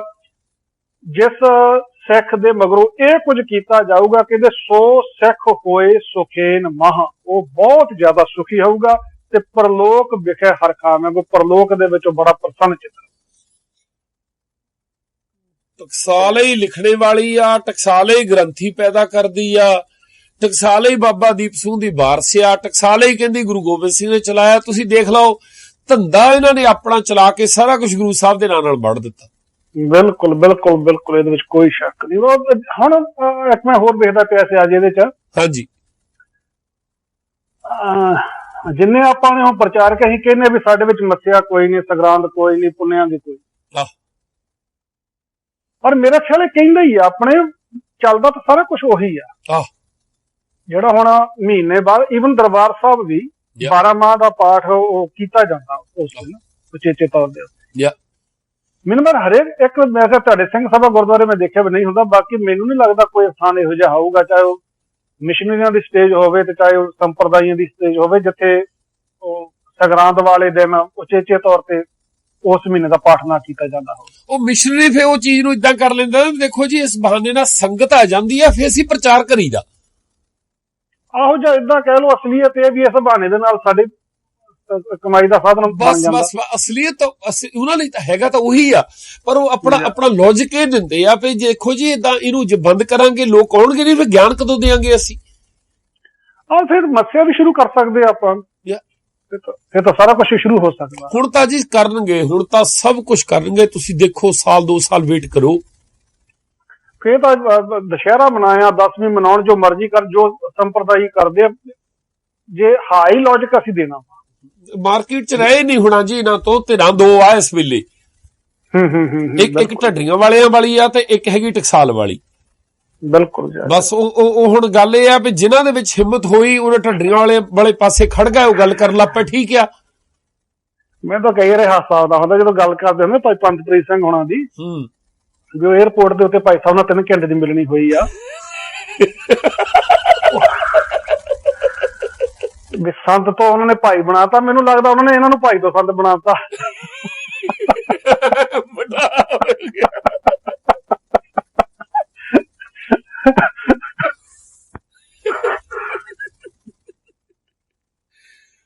ਹੋ ਜਾਣਾ ਮੈਂ ਕਹਿੰਦਾ, ਯਾਨੀ ਸਭ ਤੋਂ ਵੱਧ ਮਿਸ਼ਨਰੀਆਂ ਨੇ ਦੁਆਲਾ ਹੀ ਇਹਦੇ ਹੋਣਾ ਪੰਥਪ੍ਰੀਤ ਦੇ ਨਾ ਇਸ ਗੱਲੋਂ। ਬਿਲਕੁਲ ਜਾਗਾ ਉਹ ਤਾਂ ਬਸ ਹੁਣ ਜਿਵੇਂ ਵੀ ਤਰਨਤਾਰਨ ਦੇ ਸਰੋਵਰ ਦੀ ਗੱਲ ਆਈ ਸੀਗੀ, ਹਾਂਜੀ, ਉੱਥੇ ਵੀ ਇੱਥੇ ਸ਼ੁਰੂ ਕੀਤਾ ਵੀ ਮੇਲਾ ਹੋਇਆ ਮੱਸਿਆ ਭਾਰੀ, ਲਹਿ ਕਾਮਨਾ ਲੋਕੋਦਾਰੀ, ਰੋਗ ਬ੍ਰਿੰਦ ਕੋ ਵਰਜਨ ਕਰੀ, ਨਾਮ ਤਰਨਤਾਰਨ ਸੋ ਉਚਰੀ। ਇਹ ਵੀ ਗੁਰੂ ਅਰਜਨ ਦੇਵ ਜੀ ਦੇ ਮੂੰਹੋਂ ਆਇਆ ਗਿਆ ਵੀ ਇੱਥੇ ਮੱਸਿਆ। ਹੁਣ ਸਾਨੂੰ ਨਹੀਂ ਪਤਾ ਵੀ ਇਹ ਛੋਟੇ ਹੁੰਦੇ ਤਰਨਤਾਰਨ ਜਾਂਦੇ ਰਹੇ ਮੱਸਿਆ ਦੇ, ਉੱਥੇ ਮੱਸਿਆ ਦਾ ਮੇਲਾ ਲੱਗਦਾ। ਉਹ ਹੁਣ ਮੱਸਿਆ ਦੇ ਮੇਲੇ ਕਿਉਂ ਪ੍ਰਚਲਿਤ ਹੋਏ? ਇਹਨਾਂ ਗ੍ਰੰਥਾਂ ਦੀ ਬਦੌਲਤ ਹੀ ਹੋਏ, ਜਿਹਨਾਂ ਗ੍ਰੰਥਾਂ ਨੂੰ ਰੋਜ਼ ਪੜ੍ਹਿਆ ਗਿਆ। ਕਿਉਂਕਿ ਇਹਨਾਂ ਗ੍ਰੰਥਾਂ ਨੂੰ ਪੜ੍ਹਨਾ ਹੀ ਅਸਲ ਦੇ ਵਿੱਚ ਤੁਹਾਡੇ ਵਿਦਵਾਨ ਹੋਣ ਦੀ ਨਿਸ਼ਾਨੀ ਹੁੰਦੀ। ਜਿਹਨੇ ਜ਼ਿਆਦਾ ਗ੍ਰੰਥ ਪੜ੍ਹੇ ਹੋਏ ਆ ਉਹਦਾ ਵੱਡਾ ਵਿਦਵਾਨ। ਇਹਨਾਂ ਗ੍ਰੰਥਾਂ ਦੇ ਵਿੱਚੋਂ ਹੀ ਇਹੋ ਜਿਹੀਆਂ ਜਿਹੜੀਆਂ ਹੈਗੇ ਆ ਸੰਸਕਾਰ ਜਿਹੜੇ ਹੈਗੇ ਉਹ ਲੋਕਾਂ ਦੇ ਮਨਾਂ ਦੇ ਅੰਦਰ ਪੱਕੇ ਹੁੰਦੇ ਗਏ ਆ ਵੀ ਗੁਰੂ ਅਰਜਨ ਦੇਵ ਜੀ ਨੇ ਆਖਿਆ ਵੀ ਇੱਥੇ ਮੱਸਿਆ ਦਾ ਜਿਹੜਾ ਮੇਲਾ ਲੱਗਿਆ ਕਰੂਗਾ, ਤੇ ਮੱਸਿਆ ਵਾਲੇ ਦਿਨ ਜਿਹੜੇ ਇੱਥੇ ਆਣ ਕੇ ਨਹਾਇਆ ਕਰਨਗੇ, ਉਹਨਾਂ ਦੇ ਸਰੀਰ ਦੇ ਰੋਗ ਜਿਹੜੇ ਹੈਗੇ ਕੱਟੇ। ਫਿਰ ਹੁਣ ਦੇਖੋ ਜੇ ਆਪਾਂ ਵੱਖਰੇਪਨ ਦੀ ਗੱਲ ਕਰਦੇ ਆ ਨਾ, ਵੀ ਉਹ ਹਿੰਦੂ ਮਤ ਦੇ ਅੰਦਰ ਤੇ ਮਾਘ ਦੇ ਮਹੀਨੇ ਦੀ ਜ਼ਿਆਦਾ ਮਹੱਤਤਾ ਹੈ ਨਾ, ਮਾਘੀ ਦਾ ਇਸ਼ਨਾਨ ਕਹਿੰਦੇ ਆ। ਨਾਨਕਸਰੀਆਂ ਦੇ ਵੀ ਮਾਘ ਦੀ ਆ। ਹਾਂ, ਨਾਨਕਸਰੀਆਂ ਦੇ ਵੀ। ਤੇ ਸੰਤੋਖ ਸਿੰਘ ਨੇ ਤਰਨਤਾਰਨ ਦੀ ਮੱਸਿਆ ਦੀ ਗੱਲ ਕੀਤੀ ਉੱਥੇ, ਕਿਉਂਕਿ ਅਸੀਂ ਹਿੰਦੂਆਂ ਤੋਂ ਵੱਖਰੇ ਆ, ਇੱਥੇ ਵਾਸਤੇ ਲਿਖ ਦਿੱਤਾ ਵੀ ਦਰਸ ਮਾਸ ਭਾਦਰੋਂ ਪਦ ਜੋਏ ਮਹਾ ਮਹਾਤਮ ਇਸ ਕੋ ਹੋਏ। ਭਾਦਰੋਂ ਦੀ ਮੱਸਿਆ ਦਾ ਇਸ਼ਨਾਨ ਜਿਹੜਾ ਉਹਦਾ ਮਹਾ ਮਹਾਤਮ, ਜਿੱਦਾਂ ਉਹਨਾਂ ਦੇ ਵਿੱਚ ਮਾਘੀ ਦੀ ਮੱਸਿਆ ਦਾ ਜ਼ਿਆਦਾ ਮਹਾਤਮ ਆ, ਇਸੇ ਤਰੀਕੇ ਦੇ ਨਾਲ ਤਰਨਤਾਰਨ ਵਿਖੇ ਭਾਦਰੋਂ ਦੀ ਮੱਸਿਆ ਦਾ ਮਹਾਤਮ ਜਿਹੜਾ ਜ਼ਿਆਦਾ, ਇੰਨਾ ਜ਼ਿਆਦਾ ਵਾ ਕਹਿੰਦੇ ਵੀ ਸਗਰੇ ਪਾਪ ਵਿਦਾਰਨ ਕਰੇ ਸ਼ਰਧਾ ਕਰ ਇਸ਼ਨਾਨ। ਜੇ ਕੋਈ ਸ਼ਰਧਾ ਦੇ ਨਾਲ ਇਸ਼ਨਾਨ ਕਰ ਦੂਗਾ ਉਹਦੇ ਸਾਰੇ ਦੇ ਸਾਰੇ ਪਾਪ ਜਿਹੜੇ ਹੈਗੇ ਕੱਟੇ ਜਾਣਗੇ। ਭਾਦਰੋਂ ਦੀ ਮੱਸਿਆ ਯਾਦ ਰੱਖਣ ਜਿਹੜੇ ਸਾਡੇ ਸਰੋਤੇ ਆ। ਜੁਲਾਈ ਦਾ ਮਹੀਨਾ ਹੁੰਦਾ ਮੇਰਾ ਖਿਆਲ, ਜੂਨ ਜੁਲਾਈ ਅਗਸਤ। ਸੋ ਆਪਾਂ ਜਿਹੜੀ ਗੱਲ ਕਰਦੇ ਸੀਗੇ ਵੀ ਮੁੜ ਕੇ ਗੱਲ ਫਿਰ ਉੱਥੇ ਆ ਜਾਂਦੀ ਵੀ ਜਿੰਨਾ ਵੀ ਸਾਰੇ ਦਾ ਸਾਰਾ ਢਾਂਚਾ ਹੈਗਾ ਸਿਰਫ ਉਹਦਾ ਰੂਪ ਬਦਲਿਆ ਹੋਇਆ, ਸ਼ਕਲ ਵੀ ਉਦਾਂ ਦੀ ਆ, ਸਿਰਫ ਅੰਦਰ ਇਹ ਹੈਗਾ ਵਾ ਵੀ ਮੂਰਤੀ ਜੀ ਦੀ ਜਗ੍ਹਾ ਦੇ ਉੱਤੇ ਗ੍ਰੰਥ ਰੱਖੇ ਹੋਏ। ਕਿਧਰੇ ਗੁਰੂ ਗ੍ਰੰਥ ਸਾਹਿਬ ਇਕੱਲਾ ਰੱਖਿਆ ਤੇ ਕਿਸੇ ਨੇ ਆਪਣੀ ਦੁਕਾਨ ਨੂੰ ਜ਼ਿਆਦਾ ਚਮਕਾਉਣ ਵਾਸਤੇ ਗੁਰੂ ਗ੍ਰੰਥ ਦੇ ਨਾਲ 2-4 ਗ੍ਰੰਥ ਜਿਹੜੇ ਹੋਰ ਰੱਖ ਨਾ ਜੀ ਨਾ। ਤੁਸੀਂ ਦੇਖੋ ਬਾਲੇ ਵਾਲੀ ਜਨਮ ਸਾਖੀ ਲਿਖ ਕੇ ਗੁਰੂ ਨਾਨਕ ਦੇਵ ਜੀ ਦੇ ਨਾਲ, ਗੁਰੂ ਅੰਗਦ ਦੇਵ ਜੀ ਨਾਲ ਕਿੰਨਾ ਧਰੋ ਕਮਾਇਆ ਇਹਨਾਂ ਨੇ। ਬਿਲਕੁਲ ਬਿਲਕੁਲ। ਤੀਜੇ ਪਾਤਸ਼ਾਹ ਦੇ ਬਾਰੇ ਉਹ ਕਿੱਦਾਂ ਦੀਆਂ ਸਾਖੀਆਂ ਲਿਖ ਕੇ ਇਹਨਾਂ ਨੇ। ਚੌਥੇ ਪਾਤਸ਼ਾਹ ਬਾਰੇ ਸ਼੍ਰੀ ਚੰਦ ਦੇ ਪੈਰ ਆਪਣਾ ਪੈਰ ਚੜਵਾਏ ਦਾੜੇ ਦੇ ਨਾਲ। ਬਿਲਕੁਲ। ਪੰਜਵੇਂ ਔਰ ਅੱਜ ਤੱਕ ਉਹਨਾਂ ਨੂੰ ਅਸੀਂ ਗੁਰੂ ਦੀ ਵਡਿਆਈ ਸਮਝ ਕੇ ਸਟੇਜਾਂ ਤੋਂ ਸੁਣਾਉਂਦੇ ਰਹੇ ਆ, ਔਰ ਅਜੇ ਵੀ ਸੁਣਾਉਂਦੇ ਆ, ਅਜੇ ਵੀ ਸੁਣਾਉਂਦੇ। ਹਾਂ, ਹੁਣ ਪੰਜਵੇਂ ਪਾਤਸ਼ਾਹ ਨੂੰ ਤਾਂ ਸ਼ਹੀਦ ਕਰਾਉਣ ਤੱਕ ਚੱਲ ਗਏ, ਛੇਵੇਂ ਪਾਤਸ਼ਾਹ ਤੋਂ ਖੋਏ ਸਾਰਾ ਕੁਝ ਲਿਆ। ਬਿਲਕੁਲ ਬਿਲਕੁਲ। ਹੁਣ ਜਾਣੀ ਪੰਜਵੇਂ ਪਾਤਸ਼ਾਹ ਦੇ ਬਾਰੇ ਜਿਹੜੀ ਗੱਲ ਉਹ ਗੁਰਬਿਲਾਸ ਪਾਤਸ਼ਾਹੀ ਛੇਵੀਂ ਚ ਲਿਖੀ ਆ, ਕਿਸੇ ਦੀ ਪਤਨੀ ਬਾਰੇ, ਉਹ ਵੀ ਗੁਰੂ ਦੀ ਪਤਨੀ ਬਾਰੇ ਇਹ ਕਹਿਣਾ ਵੀ ਉਹ ਕਿਸੇ ਬੰਦੇ ਕੋਲ ਗਈ ਤਾਂ ਉੱਥੋਂ ਪ੍ਰੈਗਨੈਂਟ ਹੋ ਕੇ ਆ ਗਈ। ਬਿਲਕੁਲ। ਤੇ ਆ ਕੇ ਜਾਣੀ ਉਹ ਬੰਦਾ ਫਿਰ ਢੋਲ ਵਜਾਵੇ ਤੇ ਖੁਸ਼ੀਆਂ ਮਨਾਵੇ ਤੇ ਵਾਹ ਵਾਹ ਮੇਰੀ ਤੀਵੀਂ ਕਿਸੇ ਹੋਰ ਕੋਲੋਂ ਪ੍ਰੈਗਨੈਂਟ ਹੋ ਕੇ ਆਈ ਹੈ, ਵਾਹ ਵਾਹ ਵਾਹ ਵਾਹ। ਸੋਚਦੇ ਹੀ ਹੀਣਤਾ ਬੰਦੇ ਦੇ ਅੰਦਰ ਸ਼ਰਮ ਮਹਿਸੂਸ ਹੁੰਦੀ। ਜਾਣੀ ਐਡਾ ਧਰੋ। ਮੁੜ ਕੇ ਛੇਵੇਂ ਪਾਤਸ਼ਾਹ ਤੋਂ ਦਰਬਾਰ ਸਾਹਿਬ ਛਡਵਾਉਣ ਵੇਲੇ ਹਨਾ, ਤੁਸੀਂ ਕਿਤੇ ਦੇਖੋ ਸੱਤਵੇਂ ਪਾਤਸ਼ਾਹ ਬਾਰੇ, ਅੱਠਵੇਂ ਬਾਰੇ, ਨੌਵੇਂ ਪਾਤਸ਼ਾਹ ਦਾ ਸੀ ਉੱਥੇ ਕਿਤੇ ਇਹਨਾਂ ਨੇ ਜਿਹੜੇ ਇਹ ਡੰਕੇ ਦੀ ਚੋਟ ਨਾਲ ਲਿਖ ਗਏ ਆ, ਫਿਰ ਫਰਕਸੀਅਰ ਦੇ ਦਰਬਾਰ 'ਚ ਬੈਠੇ ਸੀ, ਇਹਨਾਂ ਨੇ ਦਗੇ ਨਾ ਕੀਤੇ ਹੋਣਗੇ ਨੌਵੇਂ ਪਾਤਸ਼ਾਹ ਦੀ ਸ਼ਹੀਦੀ ਵੇਲੇ। ਬਿਲਕੁਲ ਬਿਲਕੁਲ। 10ਵੇਂ ਪਾਤਸ਼ਾਹ ਦੇ ਪਰ ਉੱਥੋਂ ਜਦੋਂ ਅਨੰਦਪੁਰ ਛੱਡਿਆ, ਪਰਿਵਾਰ ਵਿਛੜਿਆ, ਉਸ ਵੇਲੇ ਇਨੀ ਦਗੇ ਨਾ ਕੀਤੇ ਹੋਣਗੇ। ਬਿਲਕੁਲ ਕੀਤੇ ਹੋਣਗੇ। ਜਿਹੜੇ ਗੁਰੂ ਸਾਹਿਬ ਨਾਲ ਕੁਝ ਕਰ ਸਕਦੇ ਆ, ਬਾਕੀ ਕਿਹਦੇ ਸਕੇ ਆ ਜੀ, ਉਹ ਤੁਹਾਡੇ ਸਾਡੇ ਮਰਿਆਦਾ ਦੇ, ਪਰੰਪਰਾਵਾਂ ਦੇ। ਕੁਛ ਨਹੀਂ ਇਹਨਾਂ ਦੇ ਰਾਹੀਂ ਹੋ ਸਕਦਾ।